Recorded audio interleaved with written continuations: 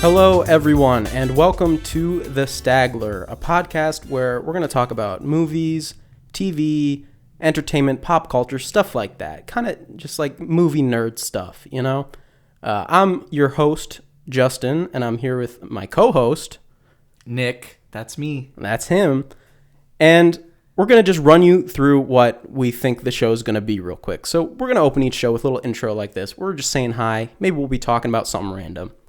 And then we're going to run into what we've done the past week. Actually, what we've done the past 2 weeks, because we're going to have a bi-weekly show here. We feel that's an appropriate amount of time for everybody.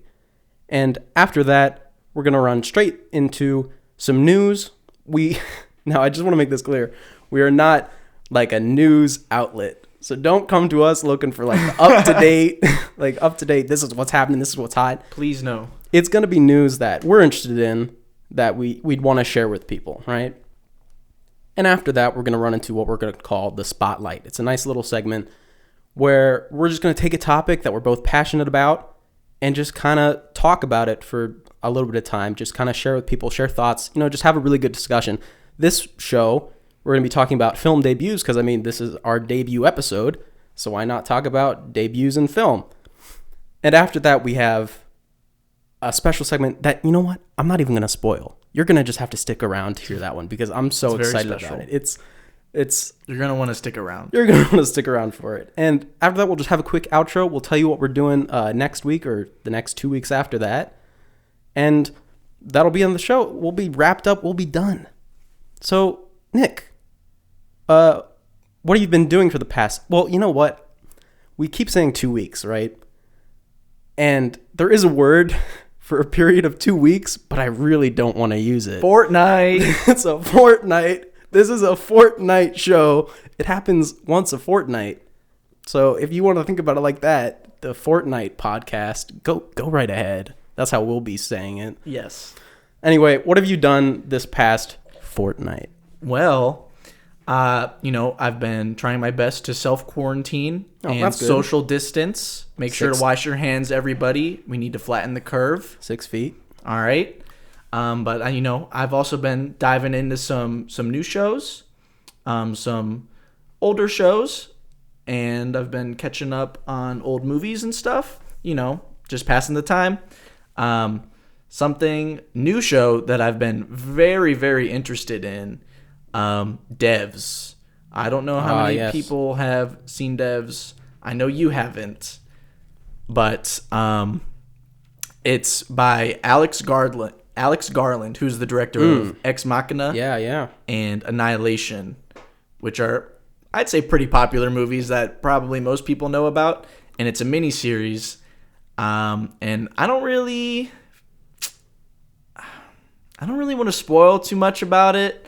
It's very sci-fi, and it's very philosophical, and it's absolutely gorgeous. Like maybe one of the most beautiful shows I've ever seen. Yeah. It is incredible. It's based in San Francisco, which I feel like isn't really a landscape for many shows. Yeah, sure. Other than like Full House.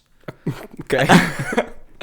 And it's just like I've never seen a city like filmed like this. If you've seen it, you'll know what I'm talking about. No, who's in it? I know there's the one actor, I forget his name, but he was in like Parks and Rec. Nick Offerman. Nick Offerman plays one of the main characters. You will know him from Parks and Recreation as Ron Swanson. Or I think he was in George Lopez too. I think he married George's mom. Maybe. I don't know that.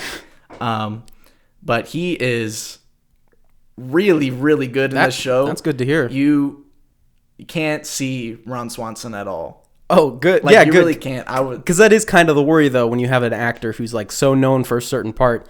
It's like, how do you take the character out of that actor, And to hear that he accomplishes that, sounds great. He kills it in this show. Now, I do have a question. Yes. We were talking a bit earlier about the show, just us, and I'm not a huge fan of sci-fi. So you don't think that if you're not really into sci-fi, this wouldn't be a good entry point for you? No, probably not. It's really, really in there. Okay. It's very, very philosophical and very sci-fi, and it's definitely not for everybody. There's a lot of people that don't like this show, It is very rich. Okay. Is how I'll say it. Tell me about the title. Devs. What? Man. Oh, it's so good. It's a very good title because it is devs, which can mean, it means mostly Developers, whatever. And in the show, it alludes to a group of people of this tech company. They're like the high end of the high end group in this tech company. That's like devs, the high end group. But also, it is the word deus, which means God. Which, if you've been watching, Alex Garland stuff, Ex Machina. Ex Machina, yeah, common Deus Ex Machina is a phrase a lot of people know, and it's a very clever title. It is. Because I didn't get it at first, right? Yeah. I think we were in a movie theater together when we saw a trailer for it, where it like clicked for me, and I looked over and I was like, oh my God, that is the best title I've ever heard. It's just very clever. Good. I wonder if it came first, like if he thought of the title and he's like, I have to make a show about this, because that title is just too good. It's very good. That's all right. It's on Hulu, so if you got Hulu, it's on like FX on Hulu or whatever. There's been 6 episodes so far. There's only 2 more, and it's just a limited series, and then it will be over. So I highly recommend Devs. Check it out. I freaking love it. Anything else? So good. Let's see. I have also been dipping in to some, not really like old anime, but lately I've been catching up lately on Hunter x Hunter. You know what? This is a great place to start the show, because you're bringing to the table both of my like blind spots. Sci-fi, which I'm not, I wouldn't say it's a blind spot exactly, but I'm not a huge fan of it. And anime, which I've watched very little of. So I'm glad that that's what you bring to the table, because yes. I'm not as into it as you are. Well, here we go. Hunter x Hunter. It's very popular. I'm sure most people who like kind of know about anime have probably heard about this show. It's I'm almost done with it. It's pretty good. I hear there's a clown. There's a clown guy. His name is Hisoka, and he's super sick. Great character. Okay. Very strange. He's kind of weird, but like he's kind of like Orochimaru, kind of from Naruto. The Snake Man. I know Orochimaru. Yeah, he's kind of like the same like personality, kind of. Okay, so like, but he's not as evil. So kind of like acts like a perv, but isn't a pervert. Except he is a pervert. Oh, except he is a pervert. Yes. Great. Okay, cool. That's the important That's part. his thing. All right. And it's good. You're almost done. Is there any like... there's not really much that I really want to say about it. It has really good fight scenes. I feel like most animes, like a lot of the fight scenes is like some fighting will happen and then it'll be like super slow-mo and just be like the person's mind, like what they're thinking for like 5 seconds. And then... but I feel like a lot of the fights in this show is just like, it's all just like super fast paced, just like, people just going at each other. And it's pretty good. And the animation itself is... The animation of, it's really good. No, I don't know about this for sure. And if you don't know, we don't need to talk about it. But I thought there was 2 versions of this show, like an old version and a new version. Is that true? I don't know for sure, but I have heard that there was an older version that like got canceled or something. And then this new version is like the finished version. This is like the one that you should watch. I don't know much about the Hunter x Hunter lore. But you're watching the one that most people who are fans of the show have watched. That's the one they watched. Yes. Oh, okay, this is the one. It's like 148 episodes. Oh my God. It sounds like a lot, but if you see Naruto, which is like literally 1,000, you'll be okay. There are a lot of fans of Naruto. So, yeah. That's the anime I'm watching. Okay, cool. Nick's Anime Watch. There we go. That can be a nice little segment for us. And also, one more thing. Yeah. I recently purchased the full series of Mr. Robot on Blu-ray. And for listeners, Mr. Robot is one of our favorite shows ever. If you have not seen that show, it is so unique. It has the most personality of any show that I've seen. Like And I'm going to tell you firsthand, just watch the whole first season and the first episode of the second season. If you start the second season and you're like halfway through it and you're like, I haven't been enjoying myself at all, maybe you can give it up. But you have to watch the whole first season because the show depends on you getting all this groundwork and everything, and then it'll kind of use it against you and just build everything up from the ground. And it's such a ride to go from the beginning to the end. It's very good. But I know myself personally, as a huge fan of this show now, I didn't like the first few episodes that I watched. When I started it, I was like, I don't know if this is for me. It was about hacking, which, I never had a huge interest in, but I kept with it, and there's so much character, because it's really not a show about hacking. It's a show about people, a show about characters, and Sam Esmail, the creator of the show, like really shows that he cares about these characters and they're like real people, Yeah. I don't have the set yet, though. I will be getting it, but I didn't pick it up yet. ASAP. And you haven't had a chance to look at any special features? I haven't put it in and checked out any of the special features, but it has like a lot of discs, so there's probably a lot of good stuff in there. Yeah, we can come back to that if you check them out and you find something cool, we can totally come back to that. I probably will. There's going to be something cool. There's going to be something in it. If you've seen the show, there's going to be something cool. Yeah. I mean, I don't even know if I want to spoil stuff, but like he takes episodes and he places them around a single concept, and that's the entire episode. And like I don't know if I want to say one because they're all so unique and special, but just watch and you'll find out and you'll be amazed. It's really, really good. Yeah. I cannot recommend it enough. Love Mr. Robot. Great show. Thank you, Sam Esmail. Thank you. Yeah. You want to talk about Saul? Or? Yeah, we both watched some stuff together. So Saul, I mean, it's as good a place as any to start. Better Call Saul, season 5. Season 5. Which I naively thought that was going to be the last season, a while ago, just because of Breaking Bad. Breaking Bad had 5 seasons, But it's getting a 6th, and the 6th is the final? 6th season is going to be the final season. Is the final season. Yes. And it's been a pretty great season. The show is really good. The show is really good. It's really coming into its own. It has an identity that's so different from Breaking Bad, I feel.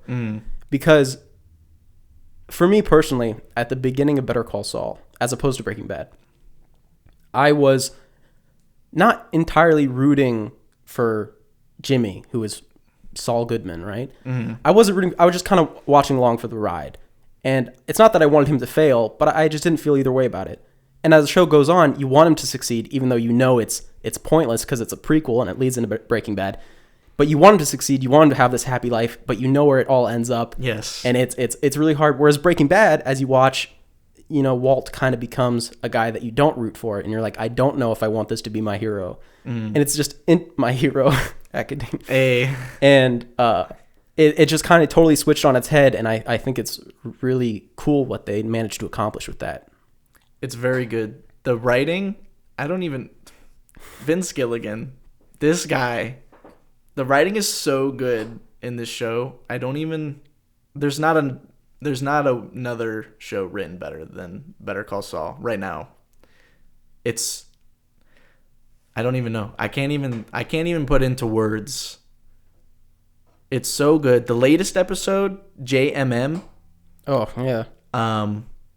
It's just incredible. I mean, especially with the character Kim.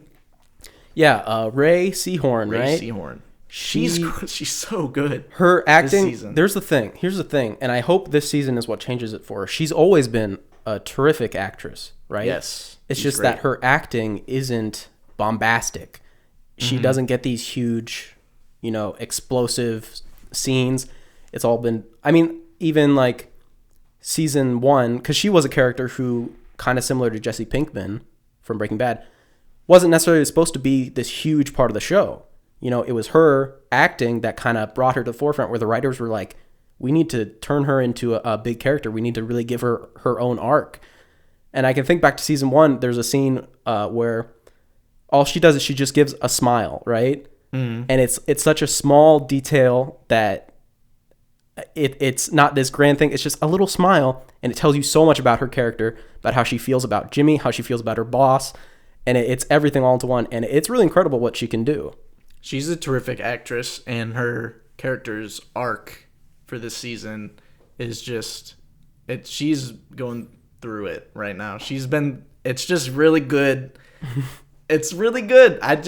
Man, I have trouble talking about this show because it's just so good. You just have to see it. And I would recommend seeing Breaking Bad probably before Better Call Saul, even though Better Call Saul is the prequel. Mm-hmm. It just has so much that is like, if you've seen Breaking Bad, you're like, oh yes, this. Yeah. Like, especially in the latest episode, the head of Madrigal is in the latest episode, and you only see him like one time in Breaking Bad, and he just like kills himself. Right. And then he's just like in this episode, just chilling with Gus and Lydia, and I was just like, this is great. Yeah. I don't know. I think you might be able to start with Better Call Saul. I think it would work both ways. I would be interested for someone who watches Better Call Saul first to watch Breaking Bad after and see what they think. I don't know if it would affect it too much either way. I think the flash forward scenes would probably be kind of strange. Oh yeah, they definitely would be, yeah. But they'd figure it out. It depends if that season 6 thing that we want to be true happens. Yeah. What do we want for season 6? Well, our idea was, I would personally, this would be great if season 5 ends, and it just ends, whatever, just like a normal show would. But then season 6 is all future after Breaking Bad. So all of the flash forward scenes we've had with Saul as Gene in Nebraska or wherever he's at, working at the Cinnabon. Gene Takovic or whatever. Yeah, I don't know. But that would be like the whole season. I'm not thinking that probably won't happen, but probably not. I think it'd be super cool. I really love the Cinnabon stuff, and they only do like one per season. Right. In like the first episode. So according to that, we'd get one more scene of that. Yeah, I know, which would suck. It would suck, because it's like, okay, but then what? I want to know more about Cinnabon. I'd be happy even if we got an episode. Just one episode. A whole episode. Yeah, that'd just be like cool. that. And this is the epilogue for, good old Jimmy McGill. Yes. Yeah. I trust Vince Gilligan, though, and, I'll let him do his thing. He knows more than I do, so. I guess I trust him. Except for El Camino. We are anti-El Camino. You know what? I don't know if we should even get into it now. We can get into it later, because I have ideas for that later, but we just weren't big fans. It's not that we thought it was bad. That's not it at all. It's just that we expected a little bit more, I guess. And we're going to stop there. We're not mad. We're disappointed. We're not mad. We're disappointed. That's even worse, sometimes. Yeah. What else have we seen together? We saw... You want to do Tiger King? Nah, we're going to Tiger King last. Tiger King last. Okay. Portrait?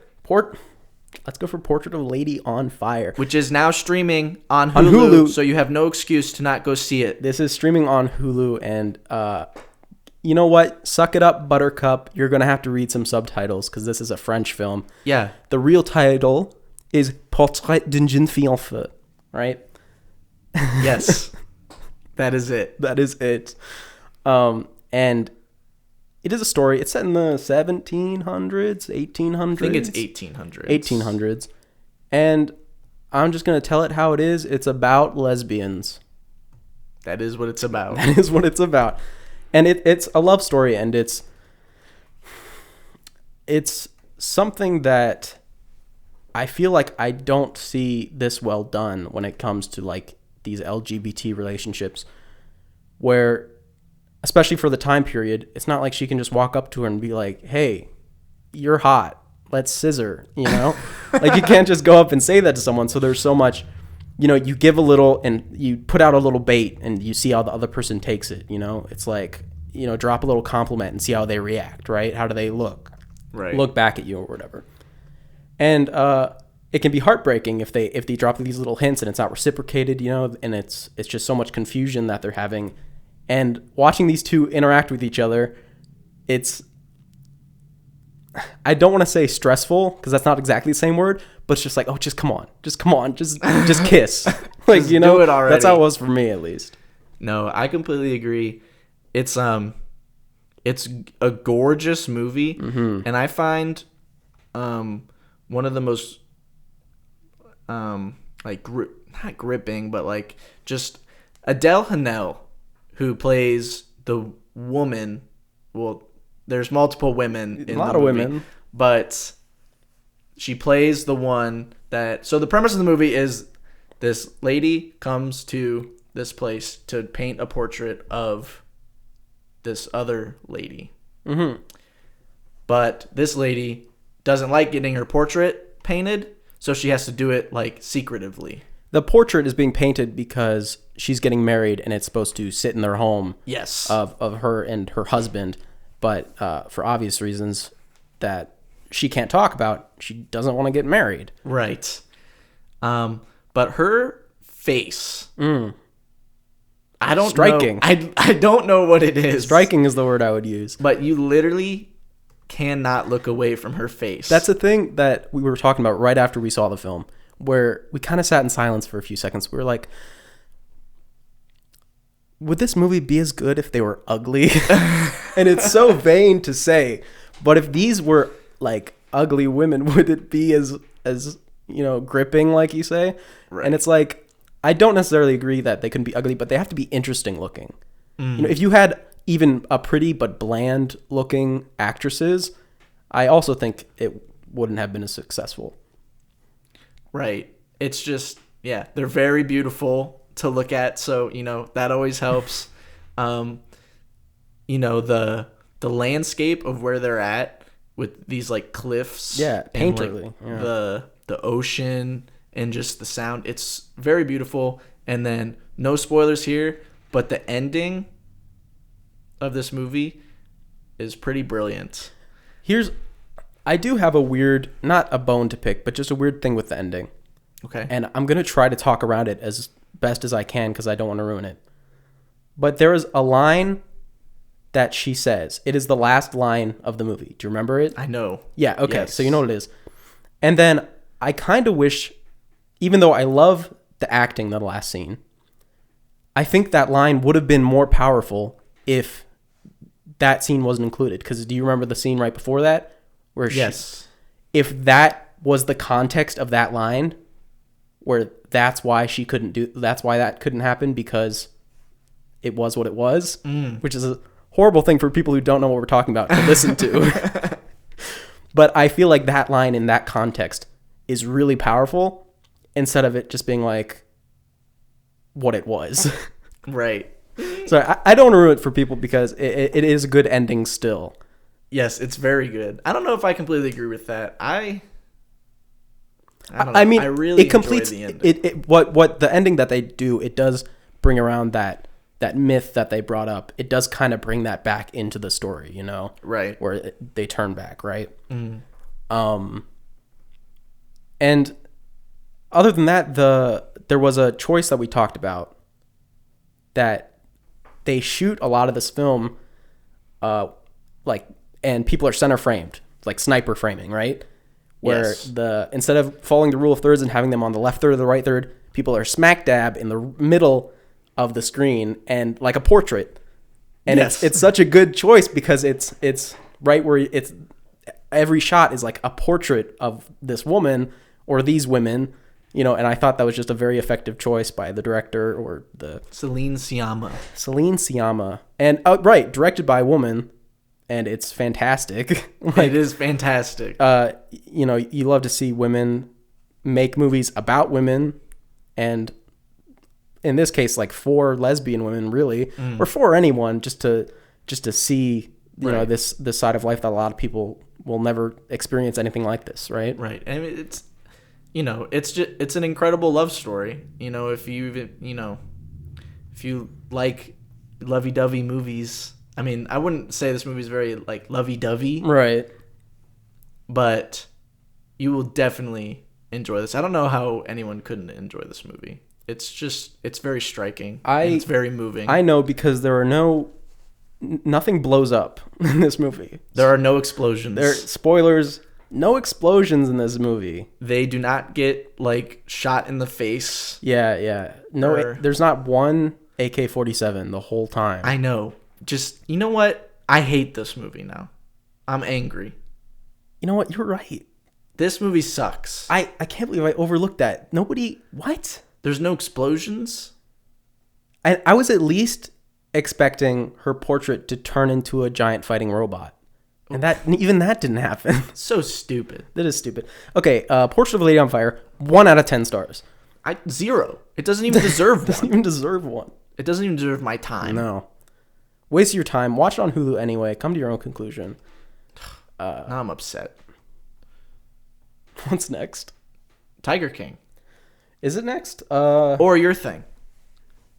Yeah, if we want to do Tiger King last, then the only thing I really watched recently that wasn't those things is the new season of Clone Wars that came out. Season 7. You've Star watched Wars, the Clone Wars. I've seen the first 3 episodes. There's 7 out now. And I'll be honest, I don't have much to say about it. I just kind of wanted to put it out there that I've been watching it. I like it. You know, it looks very pretty. This is more of a very good. This is more of like a nostalgia trip for me because it is a show that I remember watching on like Cartoon Network, I think, you know, like after school at night, like at 8 p.m. or something. Absolutely. You know, and it's just that kind of nostalgia trip for me. And it's effective. You know, I clap when I see the characters. You see a character you like, and you're like, oh, I like that character. Yeah.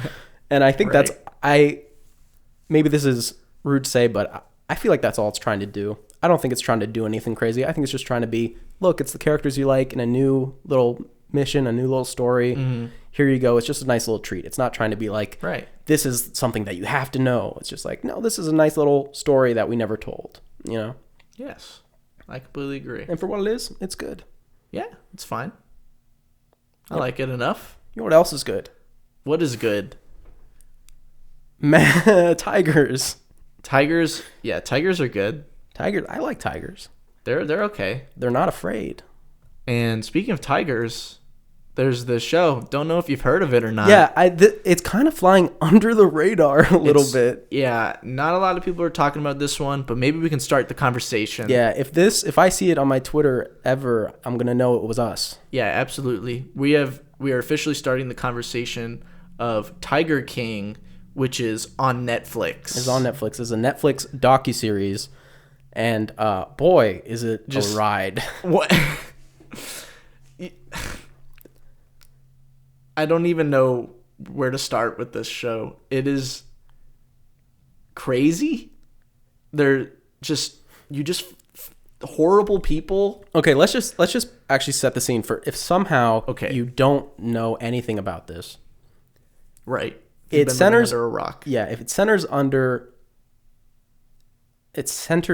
a man named Joe Exotic. We love Joe Exotic. Do we love Joe Exotic? Well, no, he's a terrible person. He's a terrible. I am not advocating for Joe Exotic. He's a terrible person. He's not. I don't think he's great, but neither is anybody else. Everyone else. There's people that are worse than him, I think. Anyway, he owns an exotic animal park, and he has a bunch of tigers. He has like 200-something tigers. Lots of tigers. And he takes care of them, and he got in this feud.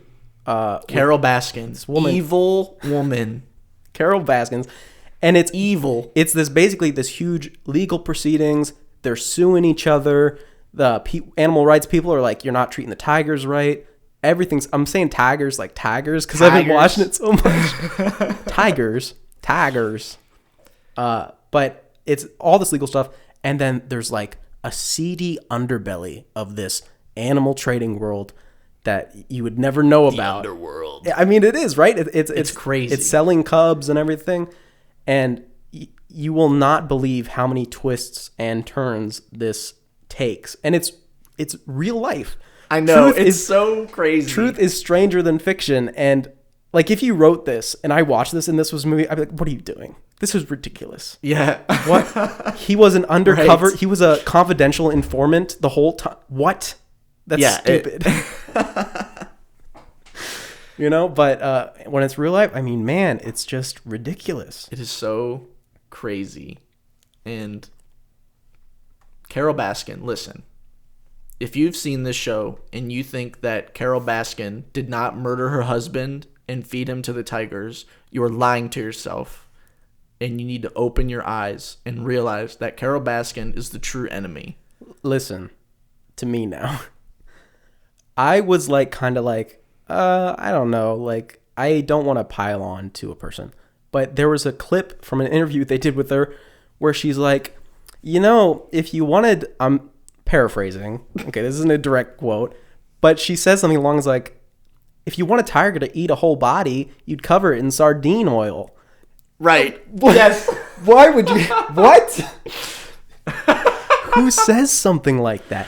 And I don't mean to like bully or anything, but just her demeanor and the way she reacts to her husband's death and everything, it's really quite bizarre. She even looks like a psychopath. Okay. I think so. Sure. Yeah. I mean, they all look like psychopaths, just a tiny bit. Okay, that's fair. Yeah, that is fair. And here's the thing. Everybody who is like the top players in this, they are terribly flawed people. Yes. I don't know what brings... they talk about in the documentary a little bit, but they think it's just like being around these big animals does kind of give you a sense of power, like, you know, being in control of these big cats and exotic animals, that it kind of attracts people who would abuse that kind of power or like work with it to get some stuff that they want, you know? Yeah. Why don't we go character by character? I say character, but real life person. These are real human beings that live on Earth. Joe Exotic, Joe Exotic. How do you define Joe Exotic? Because I'm thinking if someone really doesn't know anything, they don't even know what he looks like. Oh, man. There's a quote from the show, and I can't remember what it is, but it's like this long thing about... He's a gun-toting, openly gay, redneck tiger owner or something like that. Literally. Right? Yeah. Literally, that's what it is. He's got like a blonde mullet and a brown handlebar mustache. He's like 50-something years old. He's old. And he loves tigers. He loves them. Does he? That's a good question. That is a good question. Does he really like his tigers? That's, the whole thing up is to the viewer. You really are, in the beginning of the show, rooting for him, I feel. You want him to defeat Carol Baskin. Right? Right. But when you find out about his husbands and what happened to his husbands, and are we going full spoilers on this? Yes. Okay, we're going full spoilers, everybody. So, which also, this show's kind of very hard to spoil because there's so many just like crazy things that true. There's no way we could like possibly give away everything. But we will be hitting probably some main topics. So going by character, by person, Joe Exotic with his husbands, he must have loved his husbands, right? Oh, he did. Yes, absolutely. But they did not love him. The way it is posited in the docuseries is that they were straight men that were coerced into a gay three-way polygamous marriage with Joe Exotic because of meth and drug use. They were addicted, and they just kind of went along with it to like stay high, basically. Yes. Which is terrifying. To think that it's not what you want, but to think that it even has the power to do that to a person, it's like, wow, right? That's awful. And it really does come across that he's not this malicious mastermind who's like, yeah, I'm gonna get him. It's just him stumbling his way through life, and he doesn't realize that his actions are taking advantage of people. Because even hiring people at his zoo, he'll go to people down on their luck, who have nowhere to go, and he'll say, come work at my zoo. And then when they come to the zoo, they're like, I have nothing else. I have to stay here. I have nothing else. Yeah. And he pays them terrible. It's like $150 a week or something like that. For like 12-hour days, they said. It's a hard job. And they're trapped, and I'm sure he thinks that it's like, oh, I'm helping these people, blah, blah, blah, blah. But they're really in a cage as much as the tigers are, right? Yes. And that's him. And he ended up, and this is like the whole thing. This is like what's going on right now. He hired someone to murder Carol Baskins, a hitman. He hired a hitman, or someone he thought was a hitman, to go and murder her. Yes, this is true. This is the allegedly. This is I should say allegedly because Yes. there are hints that it was set up. It was not a framing, but nothing went exactly as it seemed. Right. And Joe Exotic, in the end, does go to prison. He's currently currently in prison. He just went to prison like a year ago. 22 years, 27 22. years? I'm 22 pretty sure. years. 22 okay. years in prison, and insanely, nobody else. Yeah, I don't understand how that happens. So hopefully in the future, some of these other people can go to prison, because let me tell you, the other people, they're not good. This is definitely a developing story, a developing current, saga, super current, which is it's bringing everyone right to the forefront of the news. Yeah, especially Antle. Doc Antle. Doc Antle.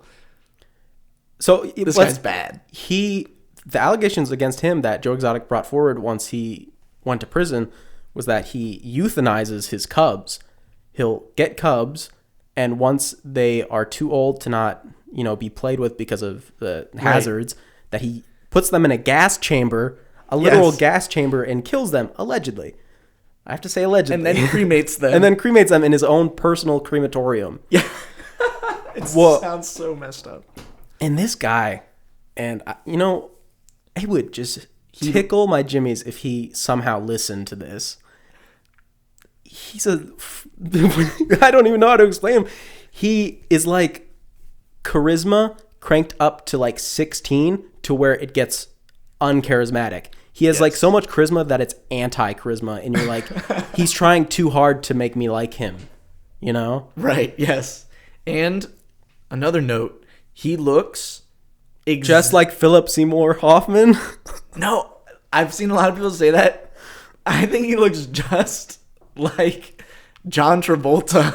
See, I was thinking John Travolta too. Yeah. I was getting hints of Mark Wahlberg in there too. Wahlberg, Jesse Plemons is another similar one. It's just like, if you watch it and you're like, man, this guy looks familiar, this is why. Yeah, any of those actors. He looks like many famous people. Very strange. I went to Philip Seymour Hoffman because I thought the voice was even kind of there for him, but I don't know. I guess it's because I'd watched The Master recently, and it's the same guy. It really is Philip Seymour Hoffman from The Master. Yeah, it's a little creepy. So, hey, by the way, watch The Master. It's pretty good. The Master's good, yes. Yeah. We are pro Master. But then we have the worst. The top of the line worst human being of all time. Hello, y'all, you cats and kittens. It's Carol. It's Carol Baskin. This lady needs to go down. It's not related to the ice cream, right? Okay. That would make me sad. No, yes. She wasn't. It was her husband who was the millionaire. Carol Baskin, listen. This is not allegedly. Yeah. This is all truth, okay? Okay, what are you going to say? It is allegedly, but I believe it is allegedly. Okay, listen. She murdered her husband and fed him to the tigers. And also blew up Joe Exotic's studio. Or Joe Exotic could have done that. He might have blown up his own studio. I know. It was compelling, I'm on the Carol Baskin hate train. I'm Carol Baskin hate train. And she's evil. It's one of those things, because even in the documentary, they bring up that there is a possibility that he did just run away. Even though it looks like everything was planted, he did have planes and stuff, and he could have just gotten away, went to Costa Rica, and just lived out a life with his money. And the slickest thing he's ever done in his life. Slickest thing he's ever done is like, what is that line? Which, good for him if he, got on a plane and flew to Costa Rica and is now just living and no one knows. Maybe he's sitting back watching the Tiger King. Maybe he's watching like, Tiger this is King. Great. Laughing. He's like, this is so good. Good for him. I'd be laughing. So. Imagine if a whole documentary was like, oh, and he's sitting there. It's like, oh, she didn't kill me. Right. But maybe he has a suit that turns him invisible. You think so? It could. Maybe he has 2 suits. Maybe even 3. or up to 5. I don't know. I don't remember. Anyway, about the documentary itself, I'm going to say a few things, and these are kind of off the cuff, so I'm not thinking about them too hard, so don't hold them against me. Okay. But I do think it's odd, and I was kind of insulted, which is a strong word to use. Oh. Mm-hmm. But at the very end of the show, there is a little monologue from his campaign manager. I forget his name, Josh something. I know who you're talking about, yes. Yeah, and he talks about how it's gotten so off track. This is about the tigers. It's about the animals. You know, it's not about the people. They spent so much money on the blah, blah, blah. And maybe this was the point of the documentary. But I got mad because the whole documentary, I was asking, okay, but what about the tigers? Right. You know, yes. I was interested in this interpersonal drama, but I was also like, there's so many allegations being thrown around. Is Joe Exotic abusing his animals? Is cub petting abuse? Why is cub petting abuse? Right. I don't understand, because it's completely new to me, and I'm sure it's completely new to a lot of people. I don't understand why the cub petting is considered abuse. I mean, it's separated from its mother. You know, that part's not good. They just, they drag them out of there right when they're born. Yeah, at one point, he's literally dragging them right out of the cave. The baby gets born, and he grabs it and takes it away. Yeah. And puts it in a little crib. And I did want more focus on the tigers and how they're being treated, because I have no idea if Carol's treating her tigers right. Not, absolutely not. I am fervent. The only thing, based off of what I saw in the documentary, I would assume, besides from the euthanasia, that Doc Antle is actually the one who takes the best care of his animals, because he seems to have the most money. Right, so he seems to have the most facilities for them. But again, if he's killing them when they're babies, that's not exactly good care. But yeah, I mean, Joe Exotic literally is feeding his tigers Walmart like the leftover meat from Walmart. Yeah, so... And he puts it in his pizza. and they were sitting there like, this is the best pizza ever. That's so good. This bologna that's 10 weeks old. I mean, it's really off the trucks. You see them dumping out, and the red juice is coming out of the tub. It's like, and they're showing them around. They're picking out what's still frozen to take home for themselves because they don't get paid enough. This will be dinner. It's like, oh yeah, this is a good dinner. This is still frozen. It's good. It's good. Oh, please. It's like, dang, like, it's good that they found something that can work, but it really does make you think, like, somebody needs to step in and be like, this is what you need to have to take care of animals. And you know what really, I'm pretty sure the docu-series starts out just like this. They're in your face. They're like, there are more captive tigers in America than there are in the wild in the rest of the entire world. Yes, it's very not good. It said 5 to 10,000 in America and 4,000 or less in the wild, which is insane. That is insane. Because they're breeding these things not to go back to the wild. They're breeding these things to be pieces of entertainment, yes. To be part of a zoo, to be a spectacle, which is obviously the main problem that a lot of people, I mean, I have a problem with it. It's not good. It seems a little messed up. And this whole saga unravels, and twists and turns abound. Everyone's an awful person. And yes, more or less. There's one person that I do kind of like. I like Saf. Yes. I like He's cool. Rick Kirkham, the Joe Exotic TV. The producer guy. I thought cool. He seemed pretty cool. He might be a little shady. He might have burned down the studio. Allegedly. I mean, there's literally 6 people that may have burned down the studio. We don't know. Yeah. But I kind of liked Rick Kirkham. He was all right. There's a few people that are just like, yeah, sure. They're okay. But they're not the big players. All the big players. Right, yes. The main people are absolutely awful, terrible people. Yeah. And now, I kind of want to talk about, you've heard of the mini-series that is being made right now about Tiger King.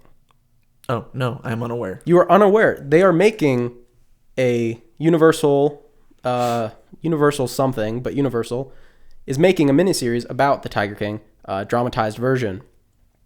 And like a real show. Yes, like a real show. Yeah. And they're getting Kate McKinnon, Saturday Night Live fame. She was in Bombshell as well with Margot Robbie, to play Carol Baskins in that show. What do you think of that decision? If you look at them side by side, I'm not seeing it. I haven't seen her in a lot of stuff, but what I have seen her in, she's been pretty good. She's a good actress. Yeah, a really heavy role like this where I assume they're gonna play it as a psychopath under the. I think she's got the eyes for it. Oh, definitely, yeah. And the voice, if you know her voice, yeah, she has a similar kind of. You know what? I guess I'm kind of coming voice. around. Yeah, you're now. coming around on it because that's set in stone. It's her. That's what's going on. Yeah, she could probably. You know what? Yeah, she could probably pull it off. I've really never seen her really like act in anything really too big. Well, here's the thing that I wanted to bring this around to is who would you cast as Carol Baskins? Oh man! And don't worry about budget. Julianne Moore. Julianne Moore. Any just because of looks or what's going on? I just Julianne Moore, great actress. I think she's kind of got the look. I mean, she'd have to change her hair, obviously. Yeah. But, actors can't do that. That's done. I think she's got the look, and, she's a great actress. She could do the crazy. She can do the crazy. Yeah. That's the first person that came to my mind. First person that comes to my mind, because she's already played a woman psycho murderer, is Charlize Theron. And oh boy, here we go. Oh, here we go. I like Charlize Theron a lot. But honestly, she's not afraid to sit up in a makeup chair for hours to totally change her look. That's true. Her voice is already kind of similar to Carol's, but I know she could transform it and literally get it spot on. Oh, she could do it. Charlize is a legend. Right, she is. That's personally who I would cast because I think she could do it. I could see it. Yeah. All right. I'm down for it. Now, here's the thing. Nobody else has been casted as far as right now, as I know it. So we're gonna fill it in. Who would you cast as Joe Exotic? Because there have been names that have been thrown about, and I'll read them off later. And one of them's... no, read them off now. Read them off now? Yes. Okay. Well, there is a Joe Exotic, the Tiger King podcast, which I think was like the first of this saga. And it's hosted by Robert Moore. And he has someone in mind that he wants to play Joe Exotic, and he's seems like he feels very strongly about this. And I don't think you would ever guess who he wants to play Joe Exotic. Probably not. I'm very excited. I need to know. The person that he thinks could really pull it off is none other than Margot Robbie. What? And you know what? I see it. I can totally 100% see her pulling this off. They give her the mullet. They give her the mustache. Joe Exotic, he's a little bit flamboyant. I think it would be hilarious, for one. But, I mean, I really think that she could possibly bring it around to being, dramatic and being heartfelt, that she is this Joe Exotic Tiger King, Any thoughts? I am literally speechless. I don't know. Margot Robbie, I mean, she's a great actress. We know this. She has proved herself many times to be a great actress. But Joe Exotic, I mean... oh, man. I don't know. Maybe? Again, we'd have to see it. I think for me, the look would be a lot of it. I'd have to see her in makeup and in the outfit to know if I'd be like, this will work or not. I do think it's funny that as long as they don't cast an actual gay person to play a gay person, then Hollywood's like, yeah, that works. But other names that have been thrown around. Okay. Is Sam Rockwell, which he's done that country twang a lot. He's very good. Yeah, I could see that. Yeah, I could see for sure. Edward Norton was another one. Ooh, that's pretty good. And yeah, Jared Leto. No, Jared Leto. He's already got the long hair. He could turn that into a mullet real quick. I'm off the Jared Leto train. What does that mean? Okay, I like Jared Leto, but okay, just pass for this one. Not on Joe Exotic. I pass. Those are the ones that have kind of been swimming around a little bit. I'm down for Edward Norton. Edward Norton. if you could pick anybody, is there any specific actor that you'd be like, this person? Because I have one in mind, and it's gonna sound crazy when I say it. Not as crazy as Margot Robbie, but you're probably at first gonna be like, no. But who would you pick? I don't know. Anybody I can't really think of anybody. I don't think, like, right off the top of my head. He's just nobody else looks like Joe Exotic. I just thought of a second person. Okay, so you I know have what? two. You drop the two, and I'll give feedback. One's famous. The other one, I don't know his name, so that might be a little problem. Okay.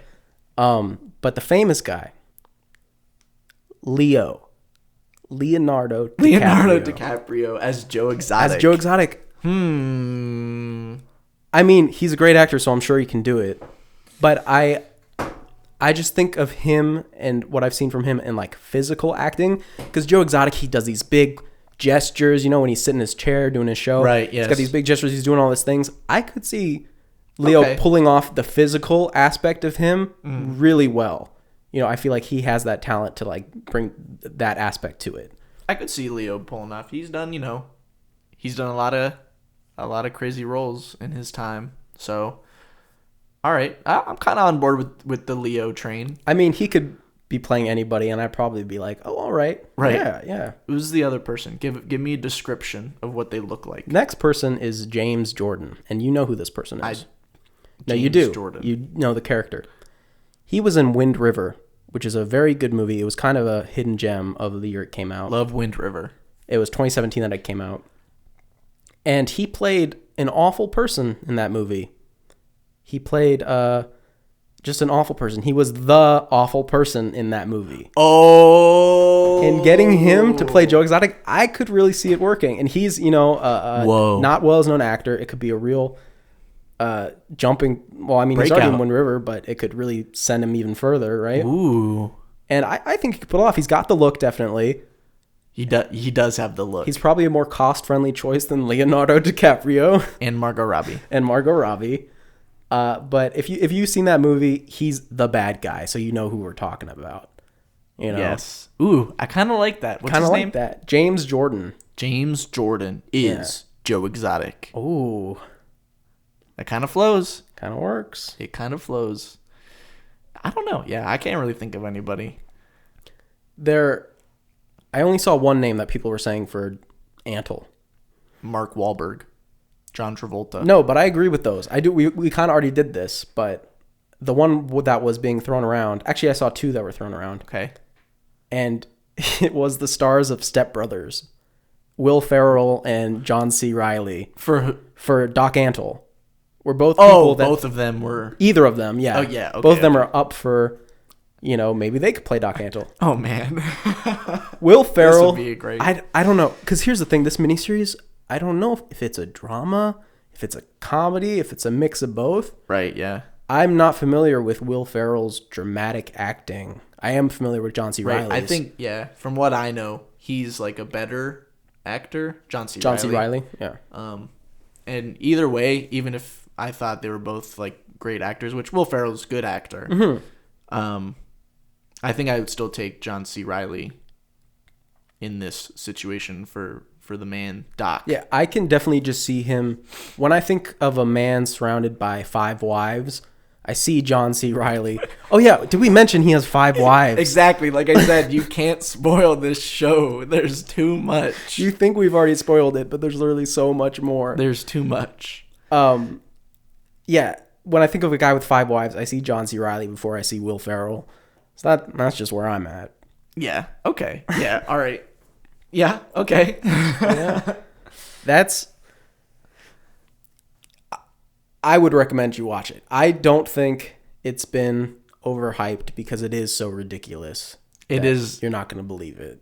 It is very unbelievable. And, then you don't have to be out of the loop either. Yeah. And you'll be part of the conversation. You'll be in the mind share, Yeah, because this is the biggest thing that's happening right now. I just remember everybody's talking about it.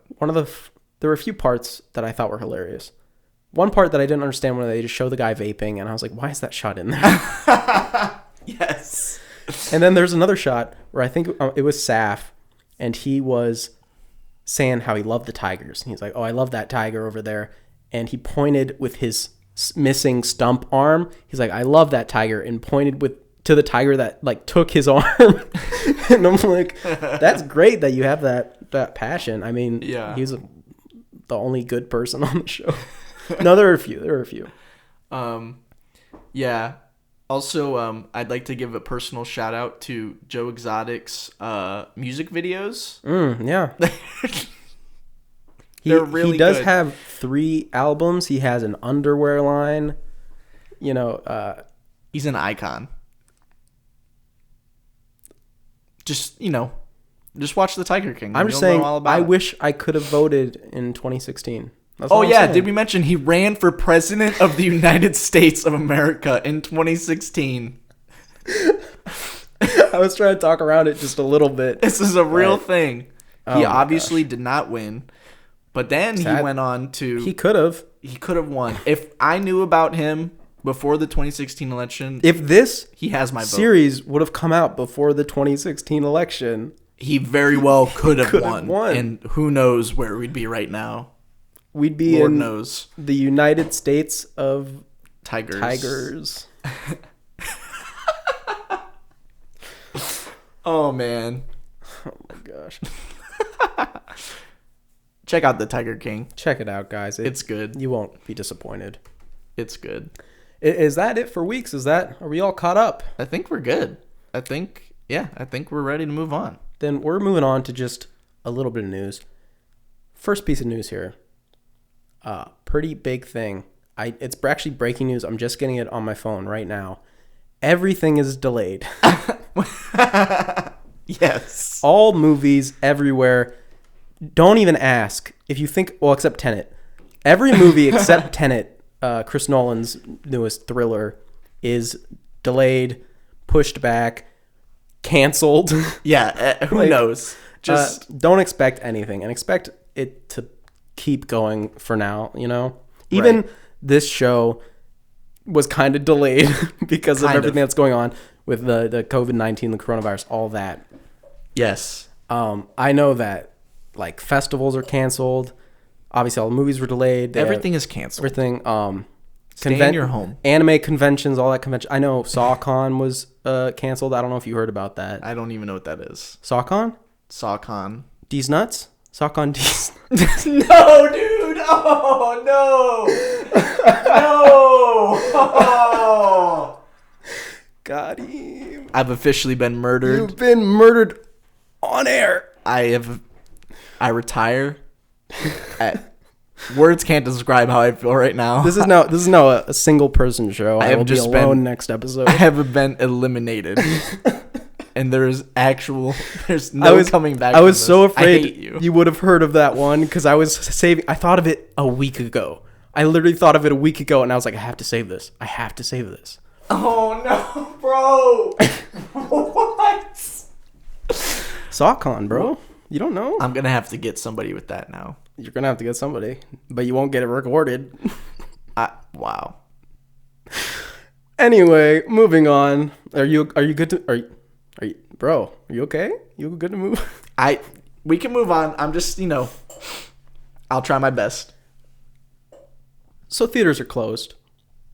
Theaters are closed. You cannot go see a movie. So what's happening to all the new movies, Nick?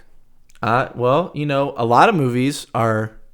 I don't know if any movie yet, besides Trolls World Tour, which is coming out soon. Featuring Ozzy Osbourne as King Thrash. Has gone straight to VOD on demand. But a lot of movies that were like either in theaters when this all started or like were just coming out of theaters have gone to VOD streaming platforms like The Hunt and like I said, Trolls World Tour coming out soon. The Invisible Man. Right. Bloodshot. I don't know if Bloodshot had a theatrical run. I feel like it was in for like one weekend, really? Maybe. Like right before. That's on VOD. Emma, Birds of Prey, that was kind of out for a while. Yeah, it was. But that's on VOD too now, and Onward is on Disney Plus now, I think. Oh, it's actually on Disney Plus just to watch if you have Disney Plus. I don't. Maybe. Do not quote me on this. Frozen 2 though is on Disney Plus if you want to see Frozen 2. It's not as good as the first one, but yeah. Onward, I'm not 100% sure. I know that if it's not on Disney Plus, you can definitely rent it somewhere on like Amazon Prime. Now, I looked at one of these, and I understand what they have to do for pricing, but as a person who would buy or rent these movies alone and watch them alone, when I tried to rent one of the new movies, it was $20. It is $20 to rent these new movies. Which, if you have a family of 12, that's a great deal. Great deal, You've yes. got your 10 kids, and, you sit them all down, $20, you entertain them for 2 hours. Right. That's great. Me alone, that's more than tough. I paid. That's more than I paid for any movie ticket. Right. Yeah. It's understandable, but I think it's a good compromise. I think it's a fair price. Because usually it's households. It's at least 2 to 3 people. Exactly. Right? Because if like 5 people are seeing the movie, even if 2 people are seeing it, it's the price of going to a theater. Exactly. So it's a fair price, and if you want to see it, just sit on your couch and go watch Bloodshot with Vin Diesel. Yeah, and you can pause and go to the bathroom and get snacks. You can be loud. You can be on your phone. Yeah, you can literally do whatever. Throw it on in the background. You paid $20 for it. But theaters are closed right now, but I'm just saying this as a public service announcement. If you want to be on your phone and, be loud and eat stuff loudly, please stay home. I hate you guys at the theater. Yeah, don't come to the movie theater. I still go to the theater. We still go to the theater all the time. And those people are the worst. And they've always been the worst. It's never changed. But, it's an option now. It's not like, I have to. You don't have to come to the theater. Yeah, what are you gaining? You're just making people mad. Yes, please. Is that all for new movies? That's the newest stuff that has gone onto VOD now. But, listen to this. I think this is hilarious. The iTunes top movies rentals. Mm-hmm. Number 1. This is going to blow your mind. This is great. All right. The number 1 movie on iTunes right now is Sonic the Hedgehog. Oh my gosh. With Jim Carrey. Well, you know what? It's probably because a lot of people have their stupid fucking kids that they're like, shut up. And they're just like, sit down. I'll get this stupid kids movie that you want to see with the blue Ugandan knuckles, and just sit you down and watch. So that makes a little bit of sense to me because I feel like all the kids are home. A lot of adults are still working, essential workers. I get it. Sonic. I just think it's funny. It's good for Sonic. What a rags to riches. He was so ugly and disgusting. Yeah. And then I haven't seen it. Comes back. I don't want to see it. Not seeing Sonic. There will be no Sonic talk on this. This is the only time we will talk about Sonic. I've only played one Sonic game and it was fine. Yeah. I've never played a Sonic game. I don't care. It's kind of before our time a little bit. Yeah, I guess. So yeah. Sonic, number 1 on the iTunes chart. Just thought that was kind of funny. Sonic number 1. And then the rest of the top 10 is just all new movies that have come out. Bad Boys, Star Wars, 1917, Jumanji, Parasite, Onward. But one movie that is not new is on the top 10 in the number 7. Do you have any guesses? I would have to guess.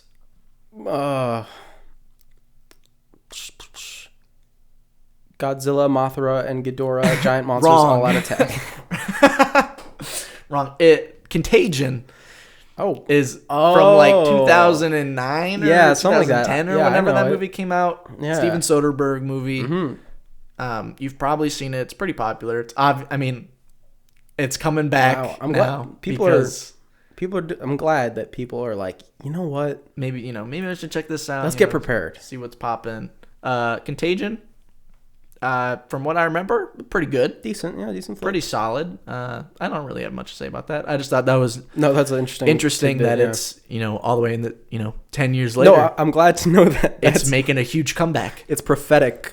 Yes. That's basically it for movies. Oh, and the Netflix has this is kind of a newer feature where they have a top 10. Oh, yes. What's the top 10 things on Netflix. Yeah, Tiger King's been number 1 that I saw. Tiger King's number 1, obviously, for ever. Number 2 is Ozark. Oh yeah, Jason Bateman's little show. The new season just came out. Yeah, I know that he had to. There's a Clue remake. I know you haven't seen the original Clue. Nope. They're making a Clue remake with Ryan Reynolds and Jason Bateman. I don't know if he was going to star, but I know he was going to direct. And recently, like just the past week, I'm pretty sure he had to step down because of complications with the Ozark schedule. He was like, there's just not enough time between seasons to like make this whole movie, you know? Yeah. I believe he said that if production still hasn't started by the time he's finished this season and he can jump in and start on production right after Ozark finishes, then he'll jump right back on. But for right now, he's stepped down from that project. Interesting. I haven't seen Ozark, but I've heard it's very good. Yeah, you hear great things about it all the time. I like Jason Bateman. Jason Bateman, great actor. Maybe I'll check it out in the future. Maybe not. No promises. I don't know. And then number 3 is a show called Money Heist, which I've never really heard of. Me neither. I watched like a trailer for it on Netflix, and it seems to be in Spanish, but the trailer is like English dubbed over, and it looks really stupid. Weird. And I was like, just show me in Spanish, but I guess a lot of people don't like watching movies in another language. I will never reason. I will never understand it. Because I don't. Is reading that hard? Is all I'm saying. Yes, it is impossible. I can't do it. I can't do it. It's the thing that I hate the most when I recommend a movie to someone and they're like super into it, and I'm like, by the way, it's in Korean. By the way, it's in French. By the way, what? They're like, oh, then I can't watch this. I can't watch that. What do you mean? It's not American. It's not.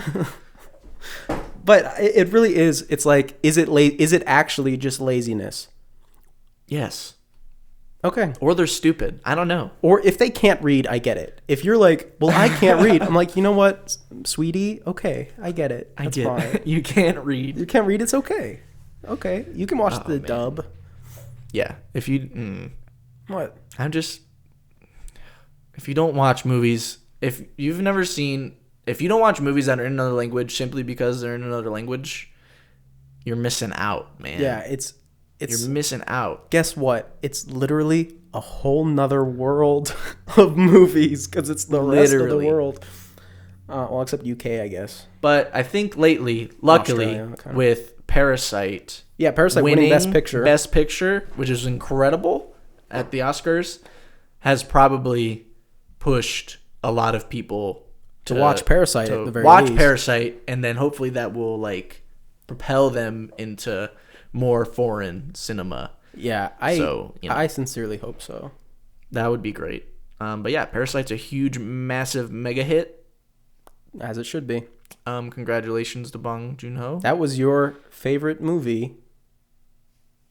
That was my favorite movie of the decade. Yeah. This past decade. Yeah. If you haven't seen Parasite, highly recommend. No spoilers here. I will literally talk 0 things about this movie. Just go see it. No, you gotta go in as blind as you can. Yes. It's so good. Bong Joon-ho. He's directed a lot of things. I mean, you've probably seen... Okja. At least maybe a few of his movies. Okja and Snowpiercer are 2 American movies. Snowpiercer has Chris Evans in it. Yeah. Captain America. So, I mean, I know most people have probably seen Snowpiercer. If you like that, check out Parasite. It's very good. So, yeah. Speaking of just like movies, I mean, we're always speaking about movies, so I guess that's dumb to say. Yes. But a little bit more news.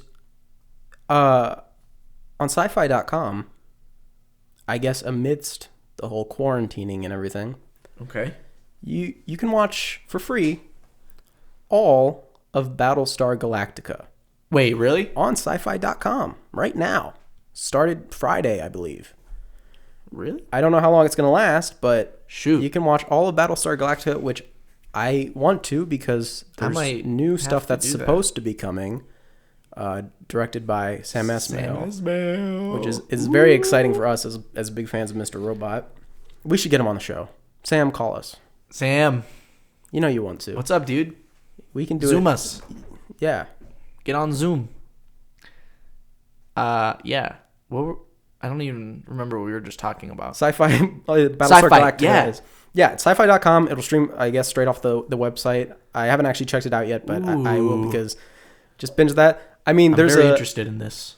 I know you haven't seen this show, but there's the show Portlandia. It's a comedy. I've seen a few episodes of Portlandia. Put a bird on it. Yeah, exactly. Yes. There's an episode dedicated to Battlestar Galactica. It's this couple.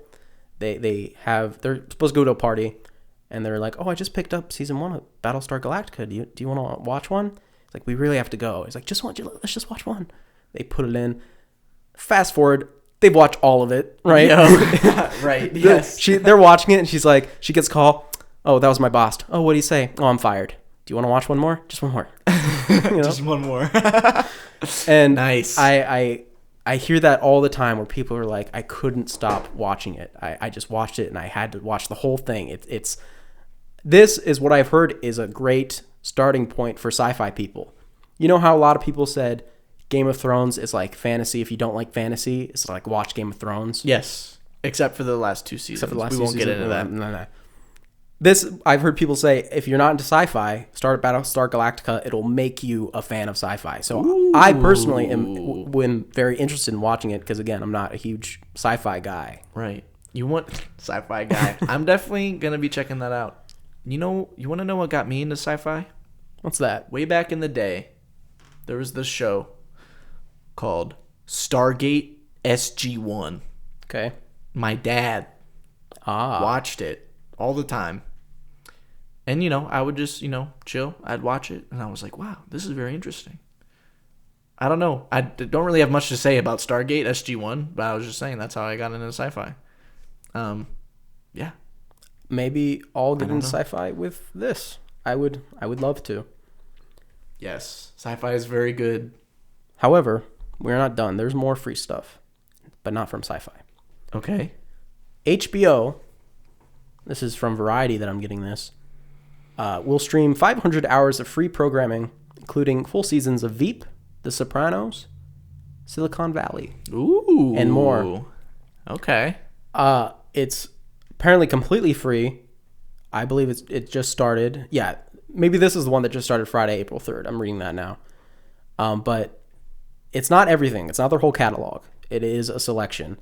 So the ones that I'm seeing here that people would be interested, there's Veep, I hear is very popular. Yes. The Sopranos, obviously. Silicon Valley.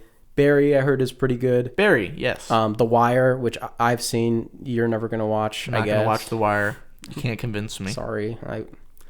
It's your choice. I know all about Omar, though. Really? The full series, there's a Portlandia episode about that, too. Nice. I'm looking at there's some movies here, too. Crazy Stupid Love, Happy Feet 2, the Lego Movie 2, Detective Pikachu. Ooh.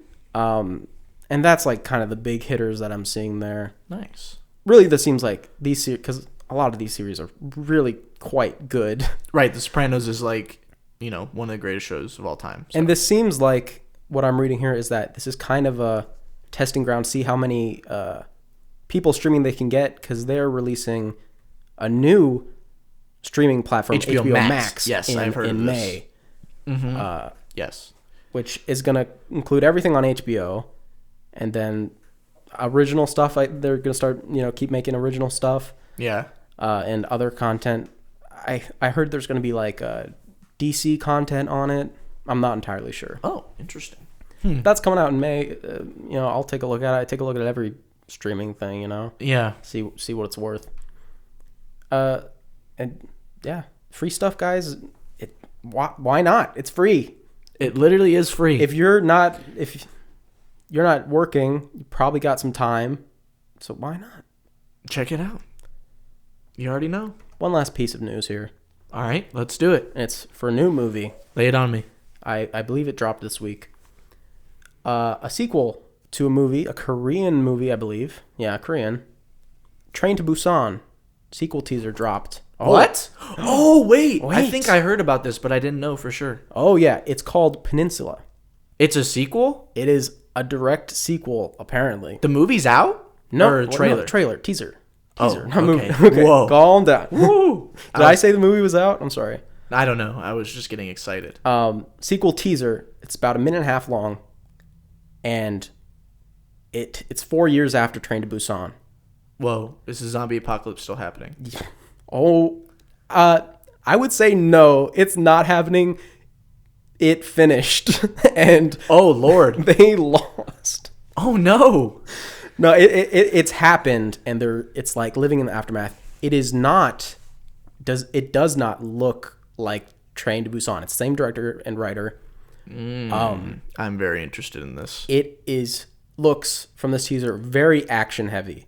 Give it to me. They're drifting into zombies and shooting assault rifles at the back of the cars. And it seems like everybody, at this point, 4 years after, is kind of like a seasoned survivor. Oh, absolutely. And you don't just make it 4 years in an apocalypse. The whole trailer is a lot of action stuff. There's an arena where they're fighting zombies to death in like a coliseum. What? I'm checking this out right when we're done with this show. Oh, I mean, you can check it out if you don't turn the sound on. No, it's okay. Okay. No live reaction here. Okay. And it just looks wild. I was a fan of Train to Busan. I mean, it wasn't incredible, but it was a nice flick to sit down and be like, I'm a huge fan of Train to Busan. Okay. That's it? All right. I was just saying, yes. I can't tell you his name off the top of my head. Hold up, let me see if I can get it real quick. From Parasite, the boy, the son, the son in Parasite. His name is. Wait, the little boy or the. Take your time.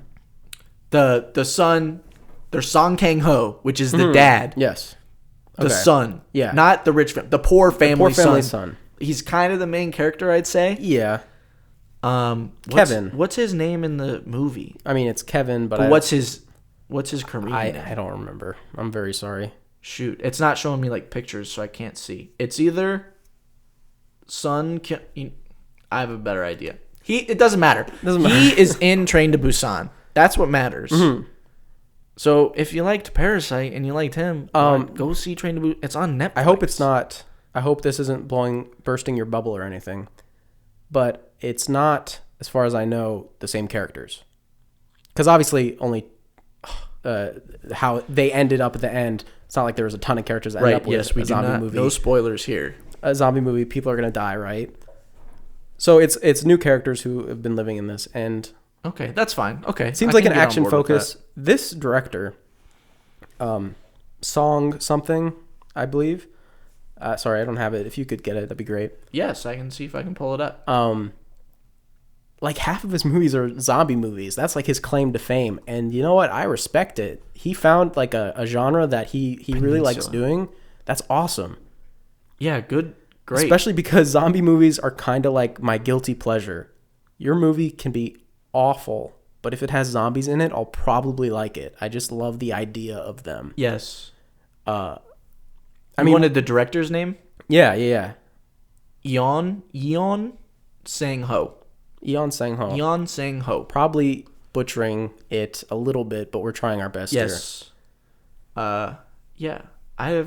I've seen Train to Busan, but I don't think I've seen any of his other. He has an animated zombie movie. I think it's called Seoul Station, like Seoul, like Seoul. South yes, Korea. I see that. Uh-huh. Yeah, and that's about zombies as well. His animated movies, they're not like it's South Korean animation, so it's a very interesting look.